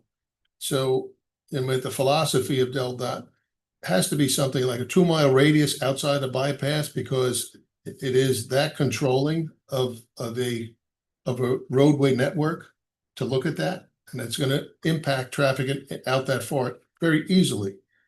So they have the ability to do that, and what they should be doing now, if they haven't already, is to document what the traffic looks like and traffic counts as well. So let the bypass open, take before conditions, look at the trucks and the time of day and backups and what have you, and then open the roadway and see what happens after a month or two. Mhm. Now a group I think may be worthwhile to include in this committee is logistical people from the chicken plants. Because they're one of the primary users and they're concerned about time is money, and when you're dealing with live product, even more so. So I get that. So if we include them into the mix as well, and then we have some kind of a data to share with them showing that in fact it is beneficial. I think if we can find out, maybe Chief, what is the weight limits on Ingram's Pond Bridge? Because in my mind, and I think this is a worry of DelDOT too, is that the westbound 24 truck traffic, their GPS is going to tell them cut over Godwin, pick up the bypass instead of hitting Plantation traffic light, 113 traffic lights downtown. I think our GPS is going to say you'll save 5 minutes by going to bypass, and all that traffic is going to go down Godwin School. If Ingram's Pond won't support that traffic, then you've got to put up signs there, no truck traffic. Of course, that's going to make them all go downtown, but they'll have to cut across hard scrabble somewhere else. Yeah, there was a truck. I went through the construction zone on Godwin School, and I saw a tanker truck from Mount Dare come out of Revel Street and make the left across that bridge. Tight squeeze with the truck, 40-footer, with the car coming the other way, but he did it. So I'm thinking by default, truckers are going to use that route. Sure. Which, Godwin School Road, it's, once it's developed and it's going to have shoulders and all, I guess it would support truck traffic, but that bridge is going to get torn up. And the alignment is off too. So you're looking for a pinch point there, accidents. And then onto Sheep Pen Road, which I guess they can navigate those traffic circles with those vehicles that big. That may become the route. Or just, follow it all the way to the end to 20 and make a right. That's probably what they're going to do. But if that weight limit, and that's an old bridge, if that weight limit won't, stand an 80,000-pound truck, then DelDOT should be putting signs up there, no truck traffic on Godwin School. Is that bridge being replaced? No. It's not only resurfacing up until the bridge. Up to the bridge. Okay. So just the asphalt.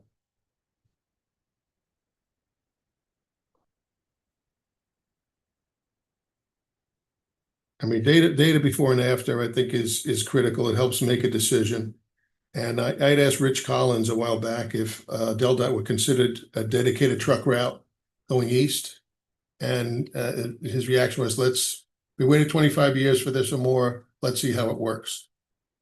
I would have thought that the engineers would have planned this to make it work, to make sure it worked. When you spend $130 million, you must have a concept and an idea that's going to be better. So why not work in that direction, have a positive outcome rather than just let's let it roll. It's a different philosophy. I haven't come across something like this in my 30 years of working in transportation. And if it's at all possible, can we get a tour of what's there now? A ride across the bypass and see, anticipate what it's going to do in terms of the town and traffic. We can gauge that.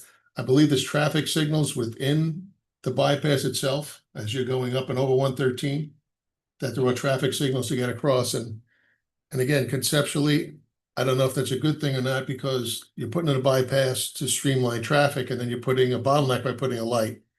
So how far is that going to back up? You're talking on the east side of the? Yes. Yeah. Yes. Right. Yeah. There's 3 zones. Did they fix what fell? Were they able to fix what fell on 113 yet, or is that still in the works? The part of the bypass? The part that fell? Oh, yeah, they fixed it. Okay. I don't know if that So if you're taking it. caused their hair to, catch on fire, and they had to bring in all these structural engineers and stuff in to make sure the rest of it's safe, but. I just didn't know if that would affect the tour, but if it's fixed, then we could wear a helmet. When you talk about a truck route like that, doesn't the federal government have to get involved in that to dedicate that as a truck route to basically force the trucks to go that route? There are some I federal almost- regulations that the state has to abide by, but I don't know where and how they cross. I know they had the issue in Georgetown because Yeah. that's why they dedicated that Route 9 as a trunk route to keep them out of town. But I almost thought there was some federal intervention that had to And I think take place there. didn't Senator Pettyjohn support the legislation that actually protected agriculture and trucking It was something with a weight limit. weight limits? Yeah. Yeah, I don't recall exactly. I don't want to misspeak, but I can pull that and email that to everyone. and that was in this last session. So. Do we want to talk to anyone about speed enforcement since we have the two Yes. since the state police is here? And I mean, is there anything we can, is there any partnerships that we can form between the state police and Millsboro, or agreements that maybe would allow us to have a more robust enforcement on the? Recently, Lieutenant Little and Captain Jerry Windish, we spoke of this, and I can tell you, and I hope you don't mind me saying this, but the Delaware State Police and Captain Windish would be supportive of our enforcement efforts as a partnership. So there was a discussion about me sending a letter to the Delaware State Police asking for a partnership with our help to not just take over completely of the roadways, but to have a partnership in enforcement of this new speed limit with the efforts of public safety and things. So after this meeting, I certainly can draft a letter and I can send that on to Captain Windish, and he would then forward that to the colonel for their discussions. And we can move from there. So I believe that was our conversation that we had said 2 weeks ago. Yeah, that's correct. We were not opposed in talking with the chief, concerning that, but that's not a decision made at our level. I mean, it's made above our level. So, and just looking at the town boundaries there, it's kind of confusing a little bit when you see like the intersection itself right there, Plantation Lakes is in. But then there's a whole stretch on each side of that where it's out. So that to me is very interesting as well. So we do a lot of enforcement out on 24 west of Millsboro. We would enforce that speed limit as well, traveling through there. But I know that we do a lot further out, with some of the traffic that's coming in to the chicken plants and places like that during certain times of the day. We get complaints with speeding motors. So, but yeah. Captain, we do support that. That's encouraging. Thank you. What would that, any idea what that would look like? Would it be half your, I'm not sure how that works. Would it be just you delegating the authority to Millsboro Police Department, or would it be, okay, state police is going to do it odd days and? It would be collectively. So basically, I think I'm not really familiar with this, but I think it's just a letter of memorandum of understanding where they could go out and do enforcement as well in that area. Okay. I mean, because, right now, any town police officer has DUI enforcement outside of town limits. If they see DUI occur, they can make an arrest. Speeding's a little bit different. So I think it would be a joint effort, basically. Absolutely. If we could get that, on record and approved by the major and the colonel. So it would give the chief, I think one of our concerns is when the speed limit is initially reduced, that if you don't have some type of active enforcement out there initially, it'll just be disregarded. So at least initially, maybe the first 6 months or something, have a police presence there quite a bit, to let people know what's going on. So you think that he would be able, or our police department be able to do that with this memorandum of understanding at will, or it would be restricted in some way? I believe it would be at will. Yeah, I would want it to be at will. I think it would get confusing, especially for the judicial portion, so, I don't want to have a ticket that was issued on a Wednesday when we really weren't supposed to be there on Thursday, Friday. Right. So we would want it to be at will to be able to respond to any accidents, okay? And also speeding complaints, and to use collective enforcement. And that could be just us doing that. So again, it would be, we have tried this before, okay? And I'm gonna be honest, it wasn't successful. Right? But when we did this, we initially did this for all of the streets. There were several areas that were confusion. For example, the light at BJ's, that's not in town. You know, so we tried to kind of clean those roadways up, and I feel that if we just focus on this one roadway, this stretch of roadway, we may have more, there may be some more receptive or response from, you know, the major and the colonel. Good. Set a precedence like it's Greenwood. Yes. Do that. Yeah. And you know, the reality behind this is not for revenue. You know, this is, Yeah, this is 100% not for safety. revenue. Yeah. This is for public safety. Right. Very good. Thank you very much for coming. Thank you. Oh, thanks for your time. So do we need to make a motion on anything from today's meeting? It's just- Sending the response back to DelDOT? Do we need a motion for that? or- If there's no, I don't think so. For the, I apologize, I don't recall which one of you made the comment about having Mount Dare come to a meeting. Do you want them invited to the next meeting as well as DelDOT to have them, or do you want DelDOT first and then at a later one have Mount Dare? Yeah, let's do DelDOT first. Okay, DelDOT first. okay. To reach out to the major chicken company, so Mount Dare, Helen Harim, Tyson, I don't know if they go through here or not. And I'd say those two are probably your Yeah. biggest, Yeah. biggest traffic, yeah. now a conversation I had previously with Mount Dare, they said that they've already talked to their drivers, and the message that they received from Mount Dare management is to utilize the bypass. And that was what, Alan Harim at the Coffee Connect, Yes. she informed you of that as well, correct?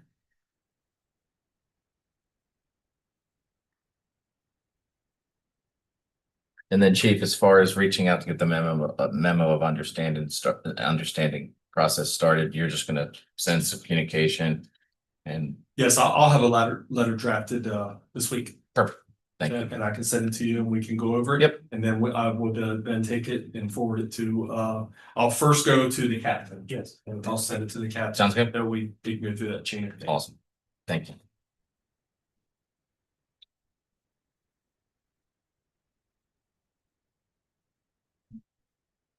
I guess this would fall under discussion of any other topic part of the agenda, but I think this committee would be the committee to stay on top of the Ballard situation. Mhm. Any updates on that? We had a call with the county, and they were working to try and assist us. One idea that came out of that conversation with Todd Lawson is maybe look at a different connecting point. And I went out and looked at it next to Wisfis.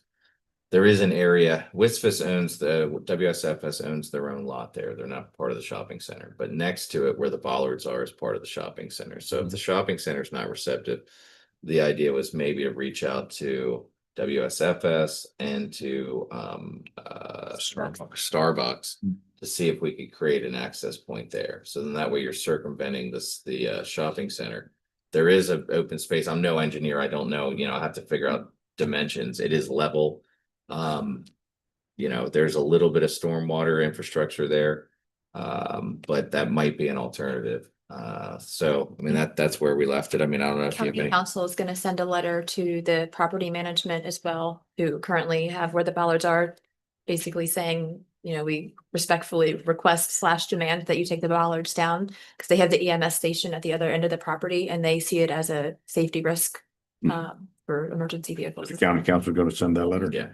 To give you a time frame. They were gonna put it on the agenda, he said within the next 2 weeks, and we saw, Chief and I went to a county council meeting last week. Yep. And Todd was there, and then I reached out to him after the fact, just to follow up on our previous conversation that we had regarding the bollards, and he said they'd get it out within the next 2 weeks, they just have to put it on one of their agendas. So they never responded to our letter. I'm taking it. I think the most response was to Ron, on behalf of the fire department. I've talked to the gentleman who you spoke with as well. I did notice in the last week, they put bollards up, on Commerce Drive where the stop signs all get knocked out. So they are doing some improvements out there, which has been an ongoing issue since the creation of the shopping center. They relined the shopping center, so they are investing some money. But no real agreement to remove them. I spoke to the gentleman right after we sent the letter. Actually, I was very surprised that they were pretty receptive to it. And there was not a lot of pushback on taking the bollards down. It was who was going to pay for it. That was their main concern. And the grade. And the grading Yeah. of it. Grading, Yeah, yeah, yeah. So I don't really think they had an issue of, I know there's always been a Lowe's versus Tractor Supply kind of Mhm. look there, but I don't think they had any issue there. It was more or less, it was not in our budget. Who was going to pay for it? With that, when we were on the call with Todd Lawson, he actually informed us that Councilman Riley was offering to put money toward any work that had to be done, grading of the road, removal of bollards. So that's not, we can assist with that if that is the concern. And we can, in the meantime, get a quote for that.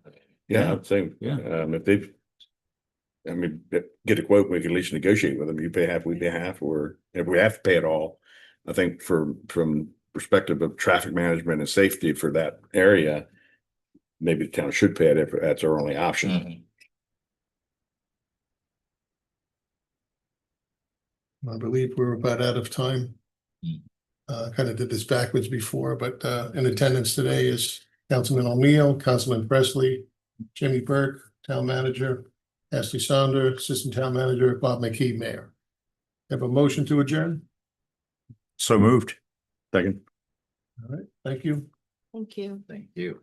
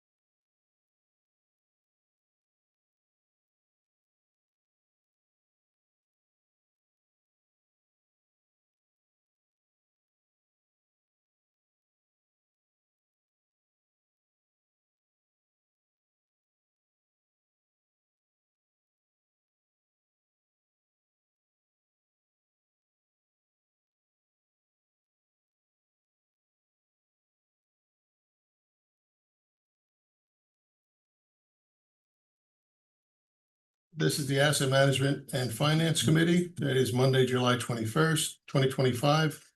In attendance, Ron Mason, Councilman, Marty Presley, Councilman, Jamie Burke, Town Manager, Ashley Saunders, Assistant Town Manager, Bob McKee, Mayor. We'll start off with the Pledge of Allegiance. Pledge allegiance To the to the flag of the United States of America and to the republic for which it stands, one nation, under God, indivisible, with liberty and justice for all. Thank you.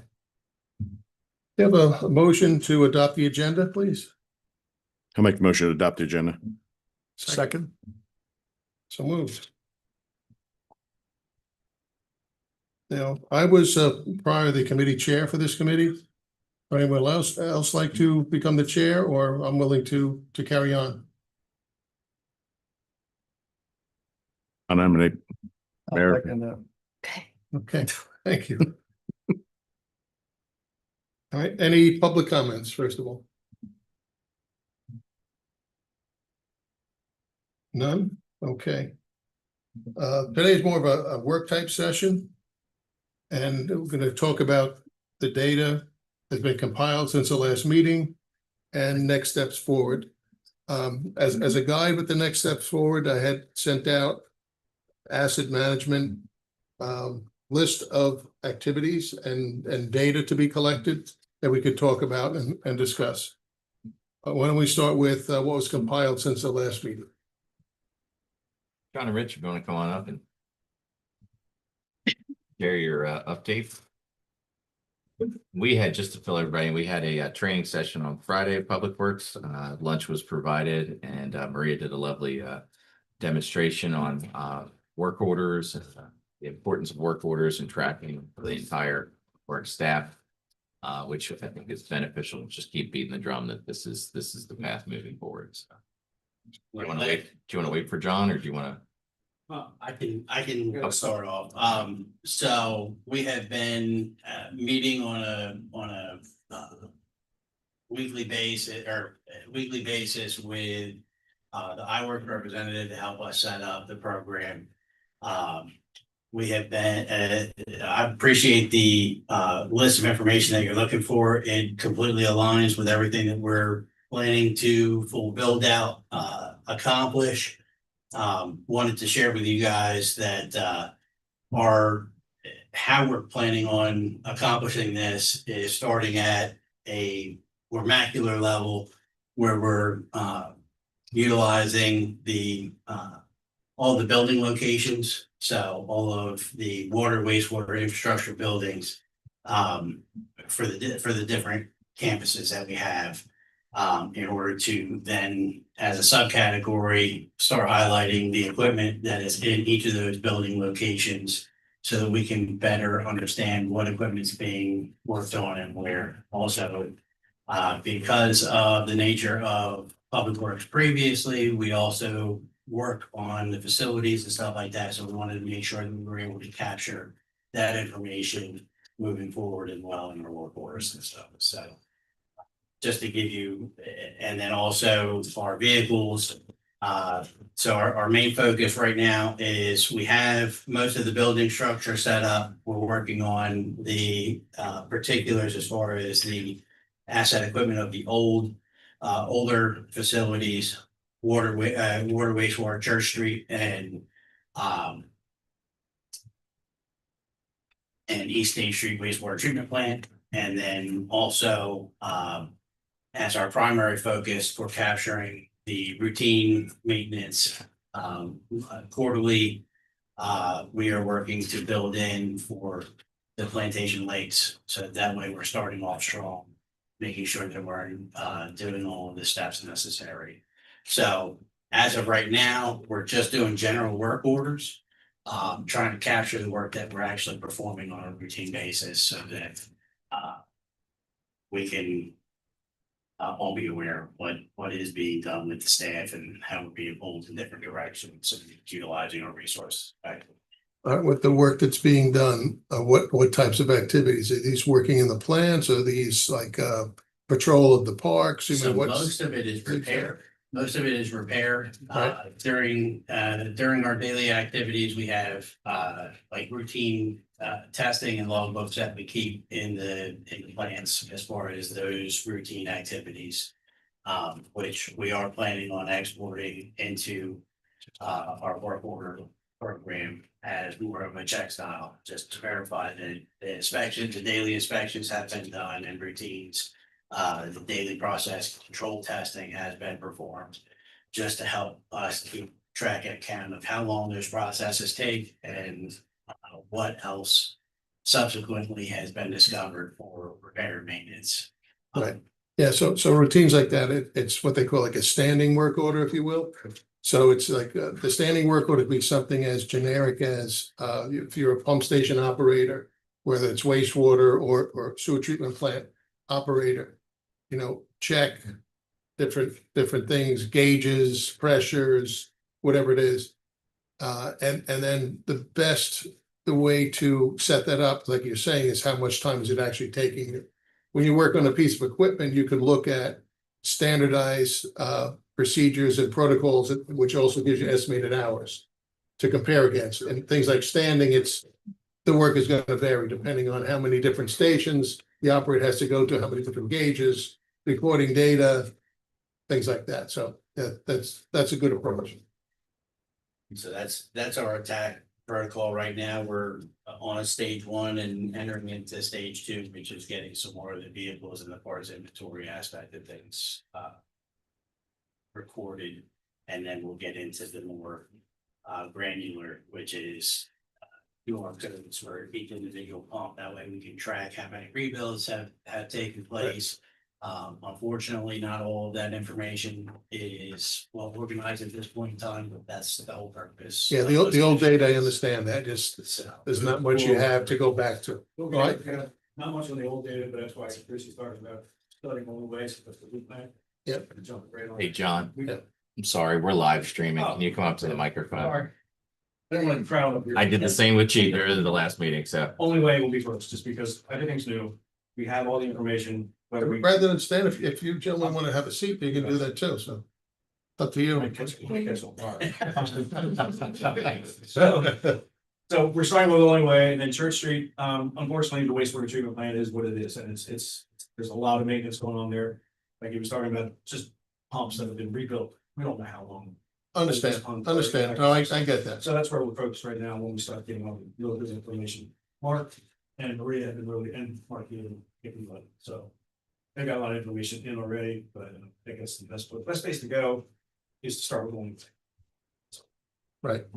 Question, will this report eventually have like a life expectancy and replacement cost on items? Well, we are so in the infancy stage, but yes. Yeah. So that, I mean, the end goal is to get to like a reserve study that this is what we need in 10 years, this is I mean, what that's we the need. purpose, one of the Right. main reasons even do that. Right, exactly. Yeah, I mean, it's a couple of things that it'll tell you that.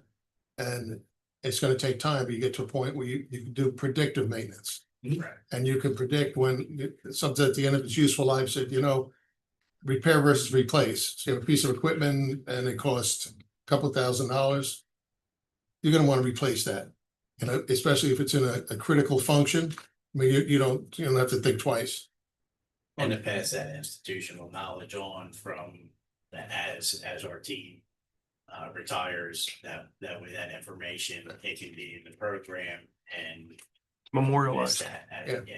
And with the new wastewater treatment plant, what I had suggested is when you go out with an RFP for that you include in this same philosophy as a deliverable. So this way they don't have to do that. So every piece of equipment needs to be maintained in that plant should come out and they can incorporate it into their iWorks program. We should. Understand. Okay. We have the information, like I said, everything's new, ready to go. We can get all the information. When the town was small and just a few facilities, you can get by, but we're way past that. Absolutely. And it's a justification, I mean, it's for replacement of assets, also for staffing required. And that was the message we were driving home Friday to all of staff, is it may seem like an extra step, but the goal is, and what I mentioned to the team is, you're gonna get more help.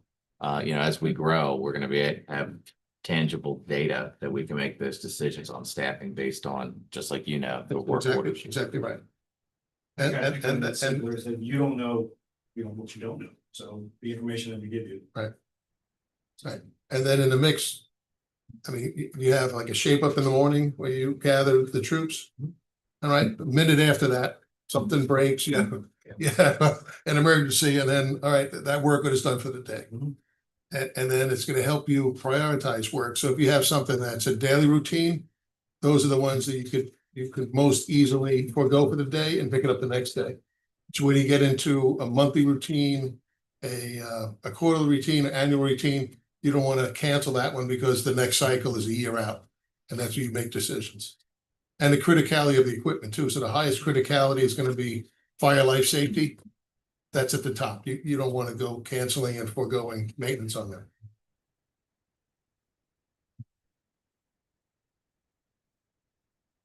Any other question? We're only so far in, so with this process, so. We just wanted to kind of catch you guys up on where we're at, and we appreciate the insight and glad that our visions are aligned as far as the data that we want to ultimately collect. And it's ongoing because every Thursday for, gosh, probably a couple of months now.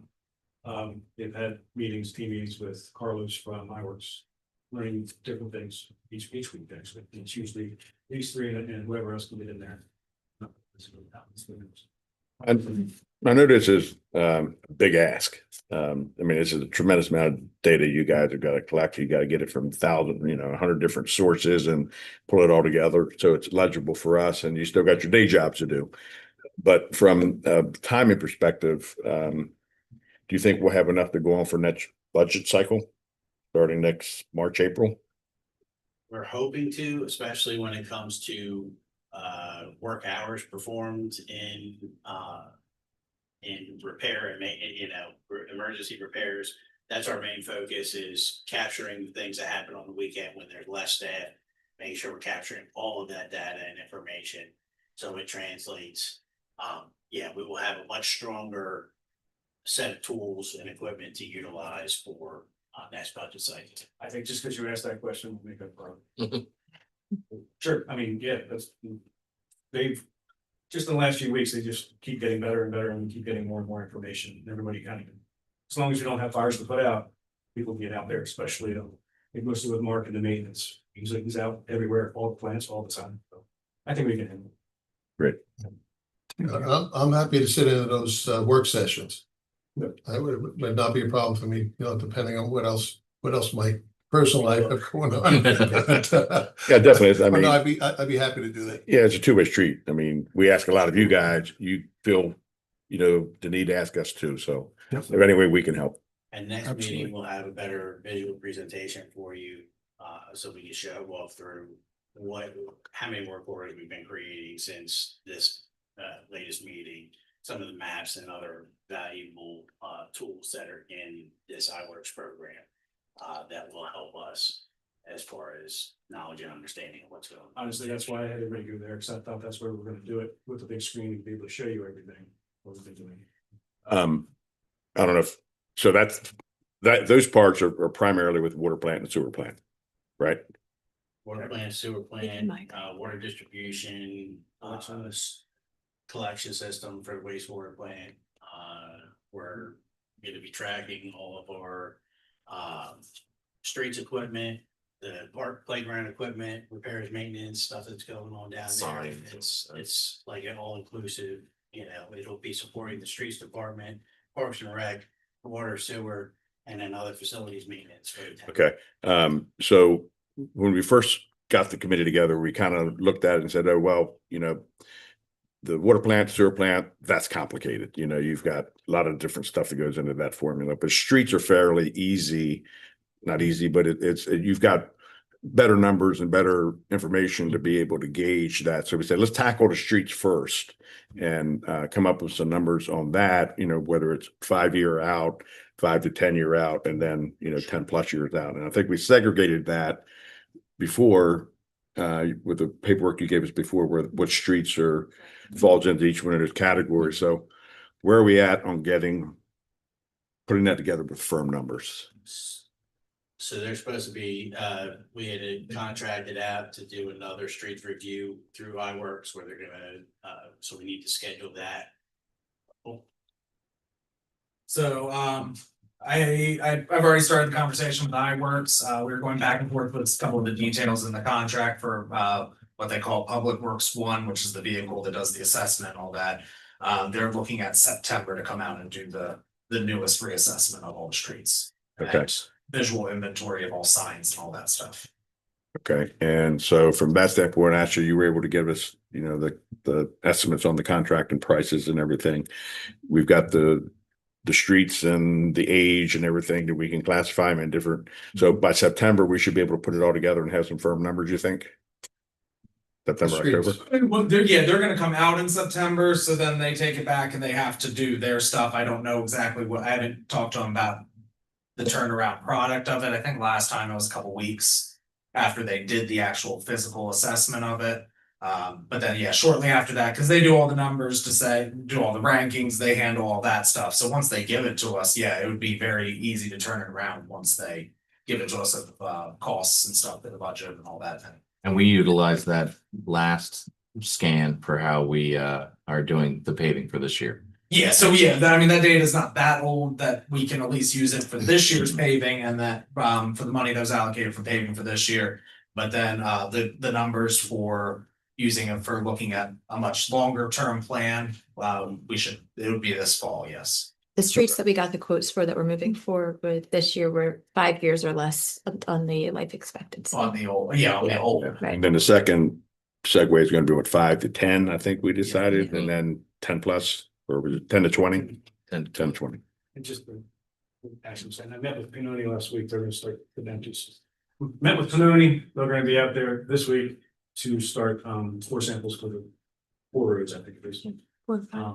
That's up pretty big. Yeah, and I've asked to have the paving done before the summer's ending, so we don't get into any time crunch when they start closing the asphalt mills.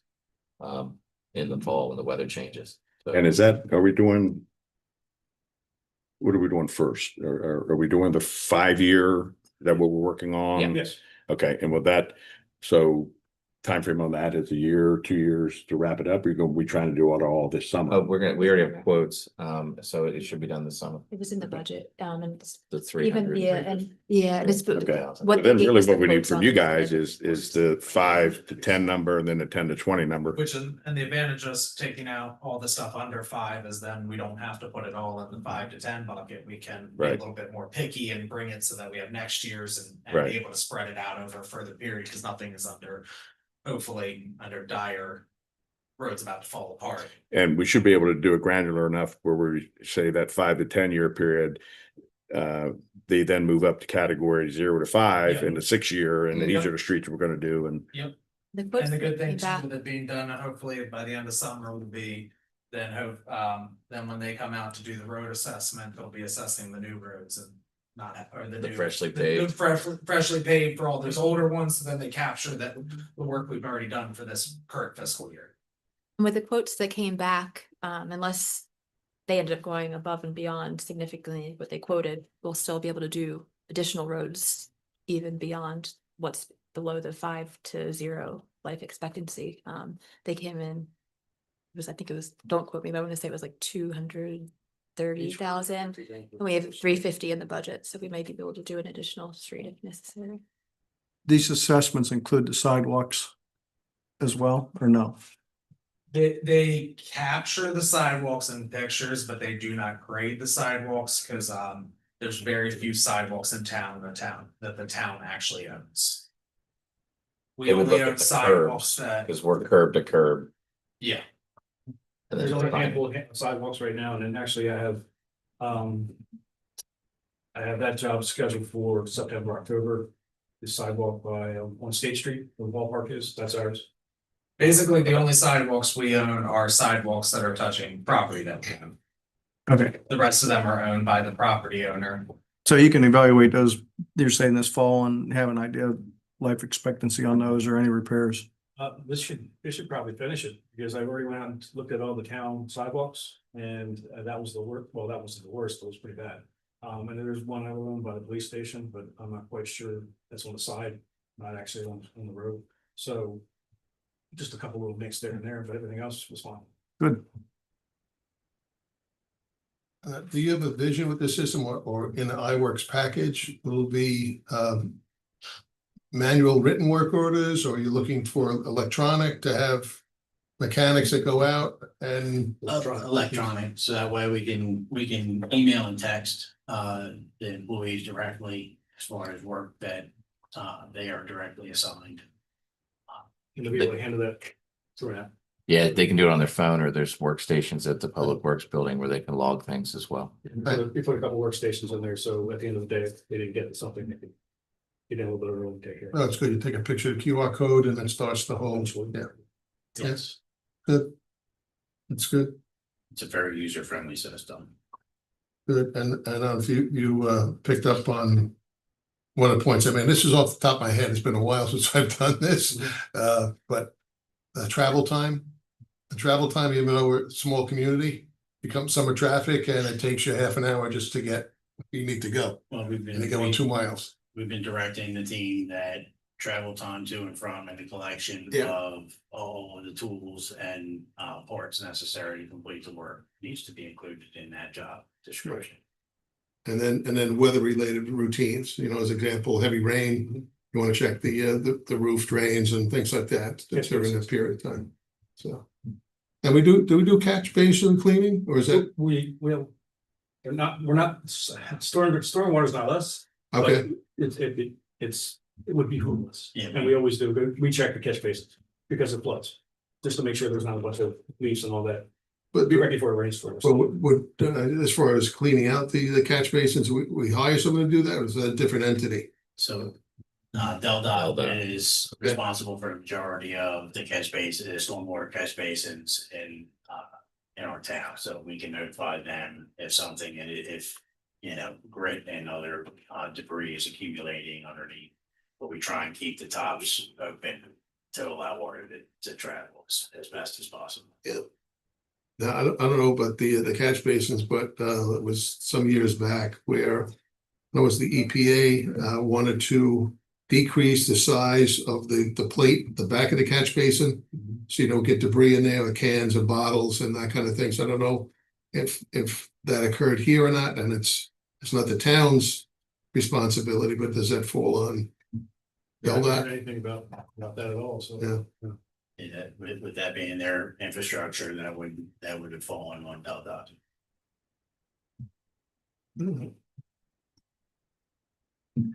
I appreciate the work. I've said, I know what's involved.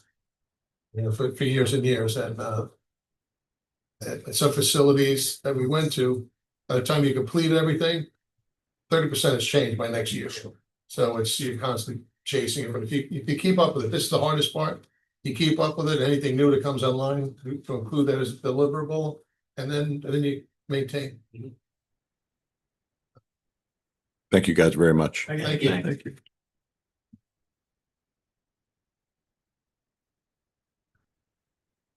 As far as next steps, if we go to the big room next time, that's something you can do a little bit of presentation, what you have so far, maybe So a month from now. we could still go over there, but just none of the council could talk. They could just observe today and then come back in here and talk and on camera. What time's the next meeting? 11:30. 11:30. Yeah, Bob, I don't know if you heard that suggestion. we could go over there now because we have until 11:30. The only caveat is that none of the council members or committee members would be able to talk when we're over there. Since it's not being live streamed, you could go observe and then come back here and discuss what you observed. I would be happy with that. I mean, it's a work session. So. and Just it's, any you know, it's a communication has to be presentation, done. so Since it's if we had any questions Who's that, giving this presentation? staff, just showing what they, to show what we have. the data, yeah. We can Just- do that. Are you guys prepared to do that? I mean, We can accommodate that. They were over there waiting to do that. That. I understand. We don't have that. We're good. That wouldn't that work off of here? I was about to say, we can do it off in here, you just have to walk in on this. So that would be even better. Then you can talk and discuss what you see. You don't Can I have just to. turn the other screen You, around? We can do that. Just, she's gotta sign in on our. Okay. That'll be the assessment. He's good. Sign. Is there a percentage of the assets that we have that are always maintained by contract staff? Any specialty type maintenance that we can't do in-house that we rely on someone else to do? Generators, probably. Rebuilding pumps, generator, Okay. checks and things along those lines, but. How's the hiring of the electrician? Majority of the work is done It's coming. in-house. We've gotten some Electricians good to outsource that response to the aspect of assistant things. public works director, And Wayne's the wiring, electrician, and then and the special cycles. Okay. I think Rich has a few people in mind. And we have, Marty was asking about the electrician position. Yeah, we'll be posting for some of those positions up and coming. We have two posted right now. And that'll reduce the contract. Should, yes. do we have any high voltage that we have to deal with? Depends on your definition of high voltage, like 240, we have some 240, but we'll make sure that the electrician that we have come on, we're planning for them to be a master, and so and familiar with industrial. So Above 240, you start to get into, we hit the requirement, I forget what it is, we need two people. Right. Right. So, yeah. You just think the house about that to. And we have confined spaces in some of the facilities. We do have some, most of our staff is trained in confined space, we have. All the PPE and all that. Yes. How about asbestos? Unknown. We don't know based on some of the ages and facilities, we shouldn't, but I can't speak to all of them. And you have it with some of your collection system. You know. We have, or even water distribution, we do have asbestos pipes. Yes. Right. Asbestos pipe. Contractors are usually taking care of that, they know if they cut it, they leave it. Okay, They have that. So. but within piping inside the buildings at all and. I don't think any of them, yeah. Not that Maybe if anything, it would be Church Street, or that would be, because I can't see the Church wastewater. Street's been updated. Yeah, so I don't think there would, yes. All right, We could turn that one around. You want to come on the side here if you need to see? Okay, if I do it at this angle, can you see, and then this That's all they way? can see. I mean, that one. All right, for you? What's that? Move closer. Everyone's good with that screen, or? did you- Yeah. Okay. This one. So this is iWorks, it's a cloud-based software, so that allows us to use our cell phones, tablets, and any computer we can log into to create work orders, see what is up and coming. It allows us to distribute work orders through email, text. And that helps ensure that once the task is done, that our team members have every opportunity to capture what work has been done.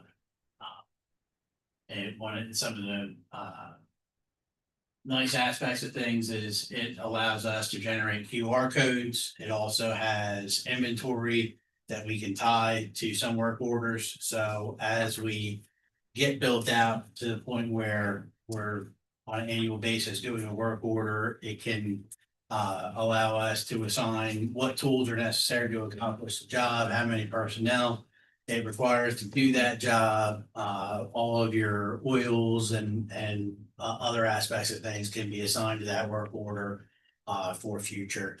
And that will just help streamline our ability to be effective in the maintenance. Take away, Mark.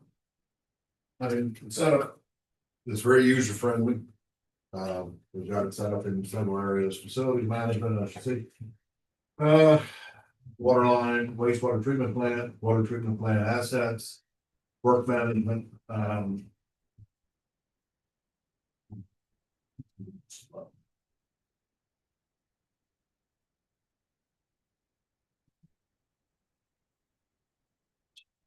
sign management throughout the town that signs are responsible for. yes. yeah, So street there's signs. inspection and replacement or. Well, actually, we have I have to. It's number. We have sign management here. That's all the different types of signs that we have. Large list. And actually we can go in the maps.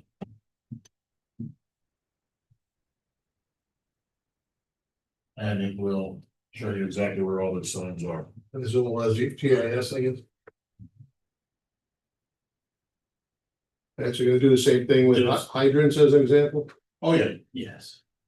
Ron, What? that's good. The fire department, on the rigs, they have, equipment that identifies where hydrants are located, Yes, sir. and that's a CAD system? Yes, sir. You just keep. So if you pull up somewhere and it's overgrown with bushes and weeds and all that, you could still, the hydrants there. Yes, Ken. And then you get all those because it should. But no, we are getting other GIS. It actually just started last week that we put in budget for everything in town, completely redoing our GIS. So, Verdantis is already out there working on it. Yeah, and Matt, what's the resource we talked about previously? We had, where the vehicle drives through, it's got the cameras all over it and it's taking a survey of everything. That's iWorks, it's their other division called Public Works One. And that's what's coming in But yeah, September. that's what iWorks, that's another service iWorks offers. That's who did our first assessment, and then this one is get beat up by them again. And that's where all of this information is generated from. Yeah. Is through that drive. Yeah, this is how we captured all the signs originally and all the streets. And that's why I wanted to get at, that was through iWorks. Verdantis was redoing our GIS for water, first valves, hydrants, all that stuff, stormwater, wastewater, those three things. But all the signs and stuff, that was through iWorks. This is an example of some of the work orders that have been written, have been closed, a lot of them are closed. Some are still open. So who is the ultimate planner for this system, or is it broken out into multiple planners?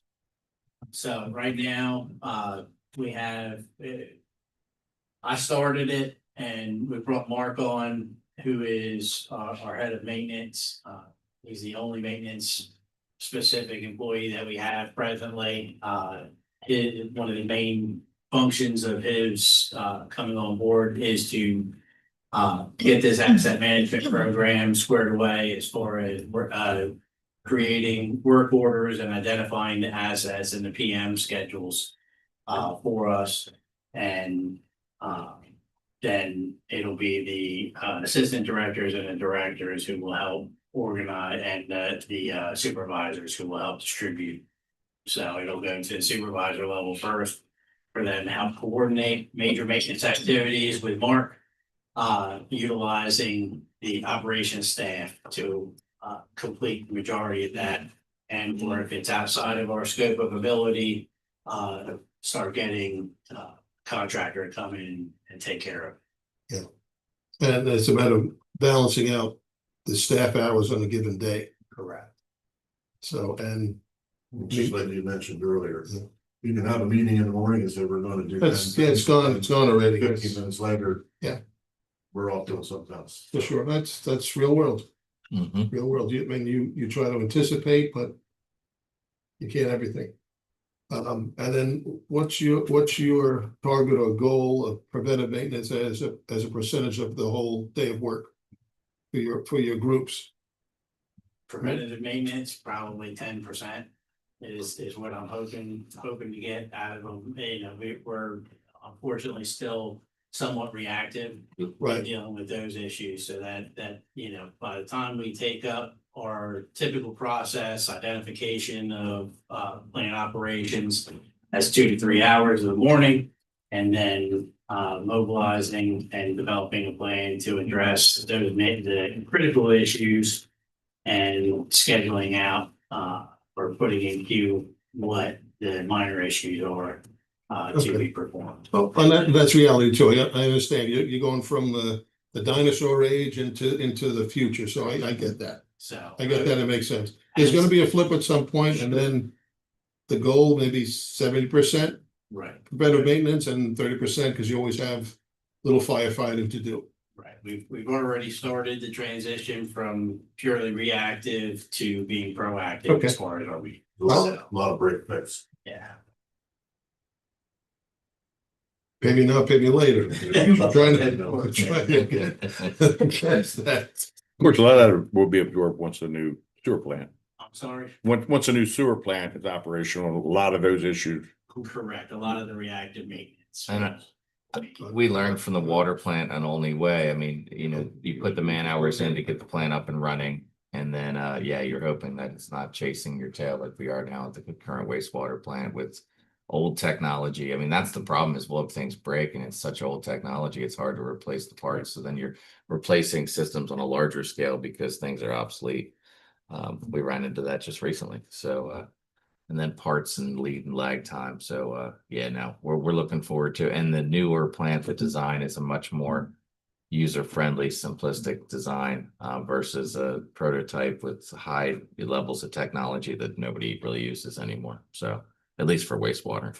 So when we can get rid of the membrane system that we have right now, that'll be really helpful for all of us. So.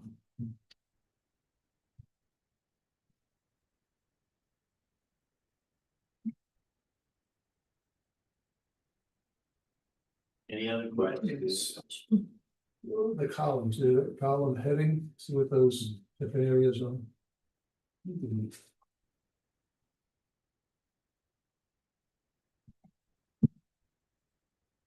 Priority is only low, medium, high. Yes. There's no numbering system, We can probably get that changed, but. We got any way we want it. So, I mean, like for the fire life safety, that's the highest. So is there a way to, accent that in red so it really stands out?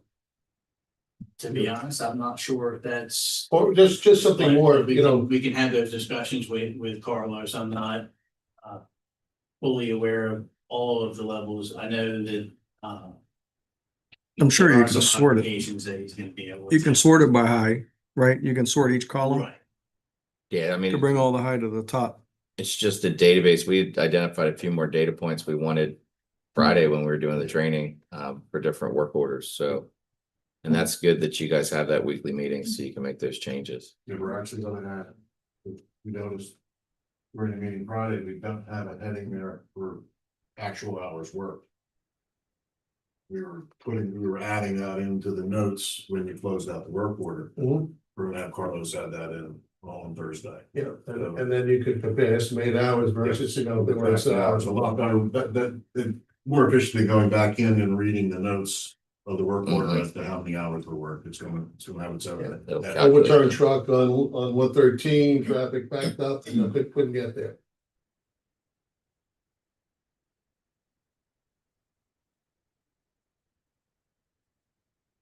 Fortunately, we don't run into that as often. There's other ways to take it around, but yeah. First thing in the morning, I used to start with the supervisor, say, come on, I'm gonna take a ride. He says, whenever I ride with you, he says, I have to go to the bathroom, pack my lunch, everything else, sometimes 4 hours is before you even get a cup of coffee, so. Get the black cloud day and then all hell breaks loose. Yeah, that is what it is, and I said, I fully understand and appreciate what you're having to deal with equipment that's old. That was maintained, like breakdown type maintenance, so I get that, it's a process, but you'll overcome it. Absolutely, absolutely. We appreciate your support in our endeavor. It's all about the money, so this is public money and we gotta spend it efficiently.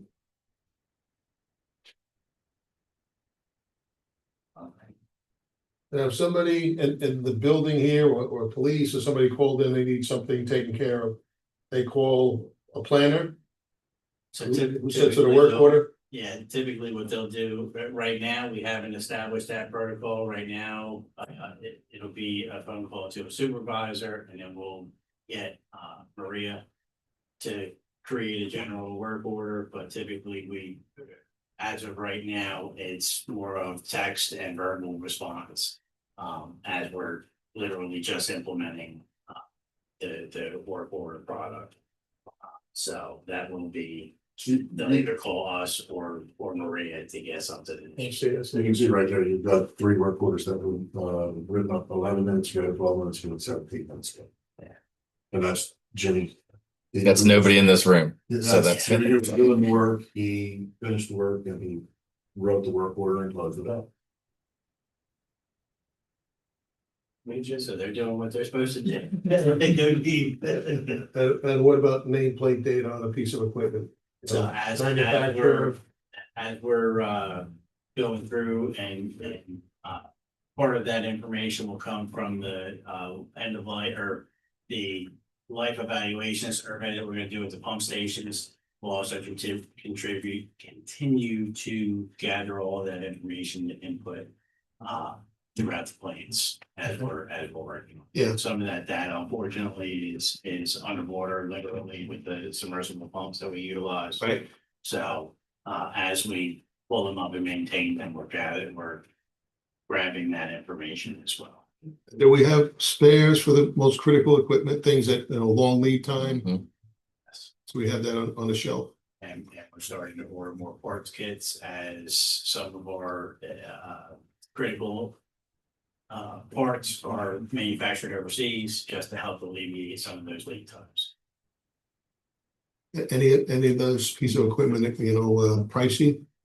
All of it. Tens of thousands or more, because that's where. Pumps are typically anywhere between $10,000 and $30,000 for the pump stations. August first. So that's where we talk about the asset inventory and setting aside funds for that.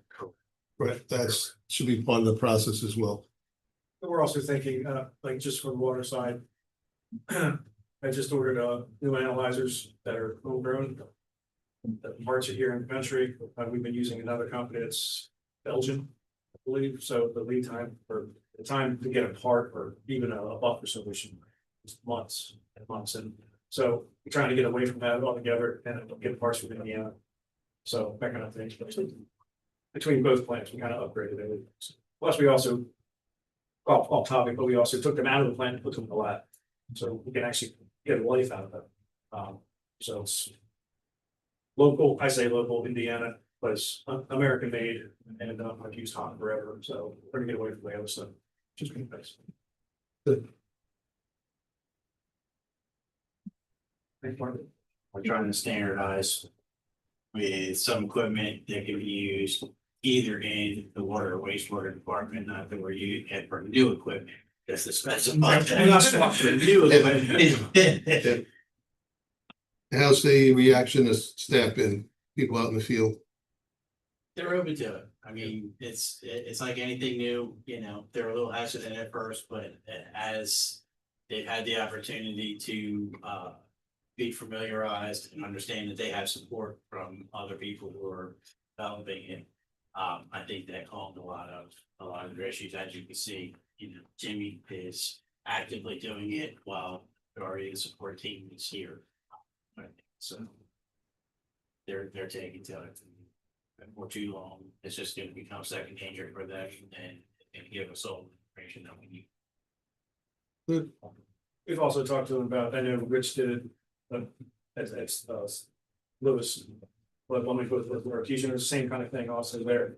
And it becomes second nature. And it also, as you said, when you explain it to the guys, they see that we really need this just to future or actually new employees. Be able to show that we're working this much, this particular project or all these different projects. And we need, and once you explain that to them, because sometimes they get a little burnout, they're a little tired. I know like on wastewater side, it's every 3 weeks they're on. Water side, it's every 4 weeks because of the number of operators. So it does get a little tired. So once you can explain that to them, then this will help us get more people in the future. I think it'll help. Yeah. Combination of people and overtime, there's a balance. You're never gonna get everything you possibly need, but something that's reasonable.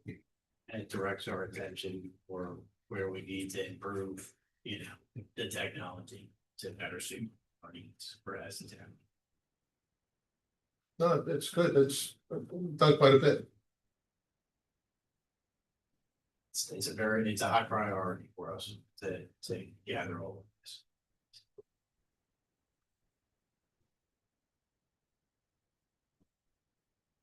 All right, for next time, if we can, just, continuation at this point. Anything else on committee's end? No, thank you guys for all the hard work. Thank you. Thank you.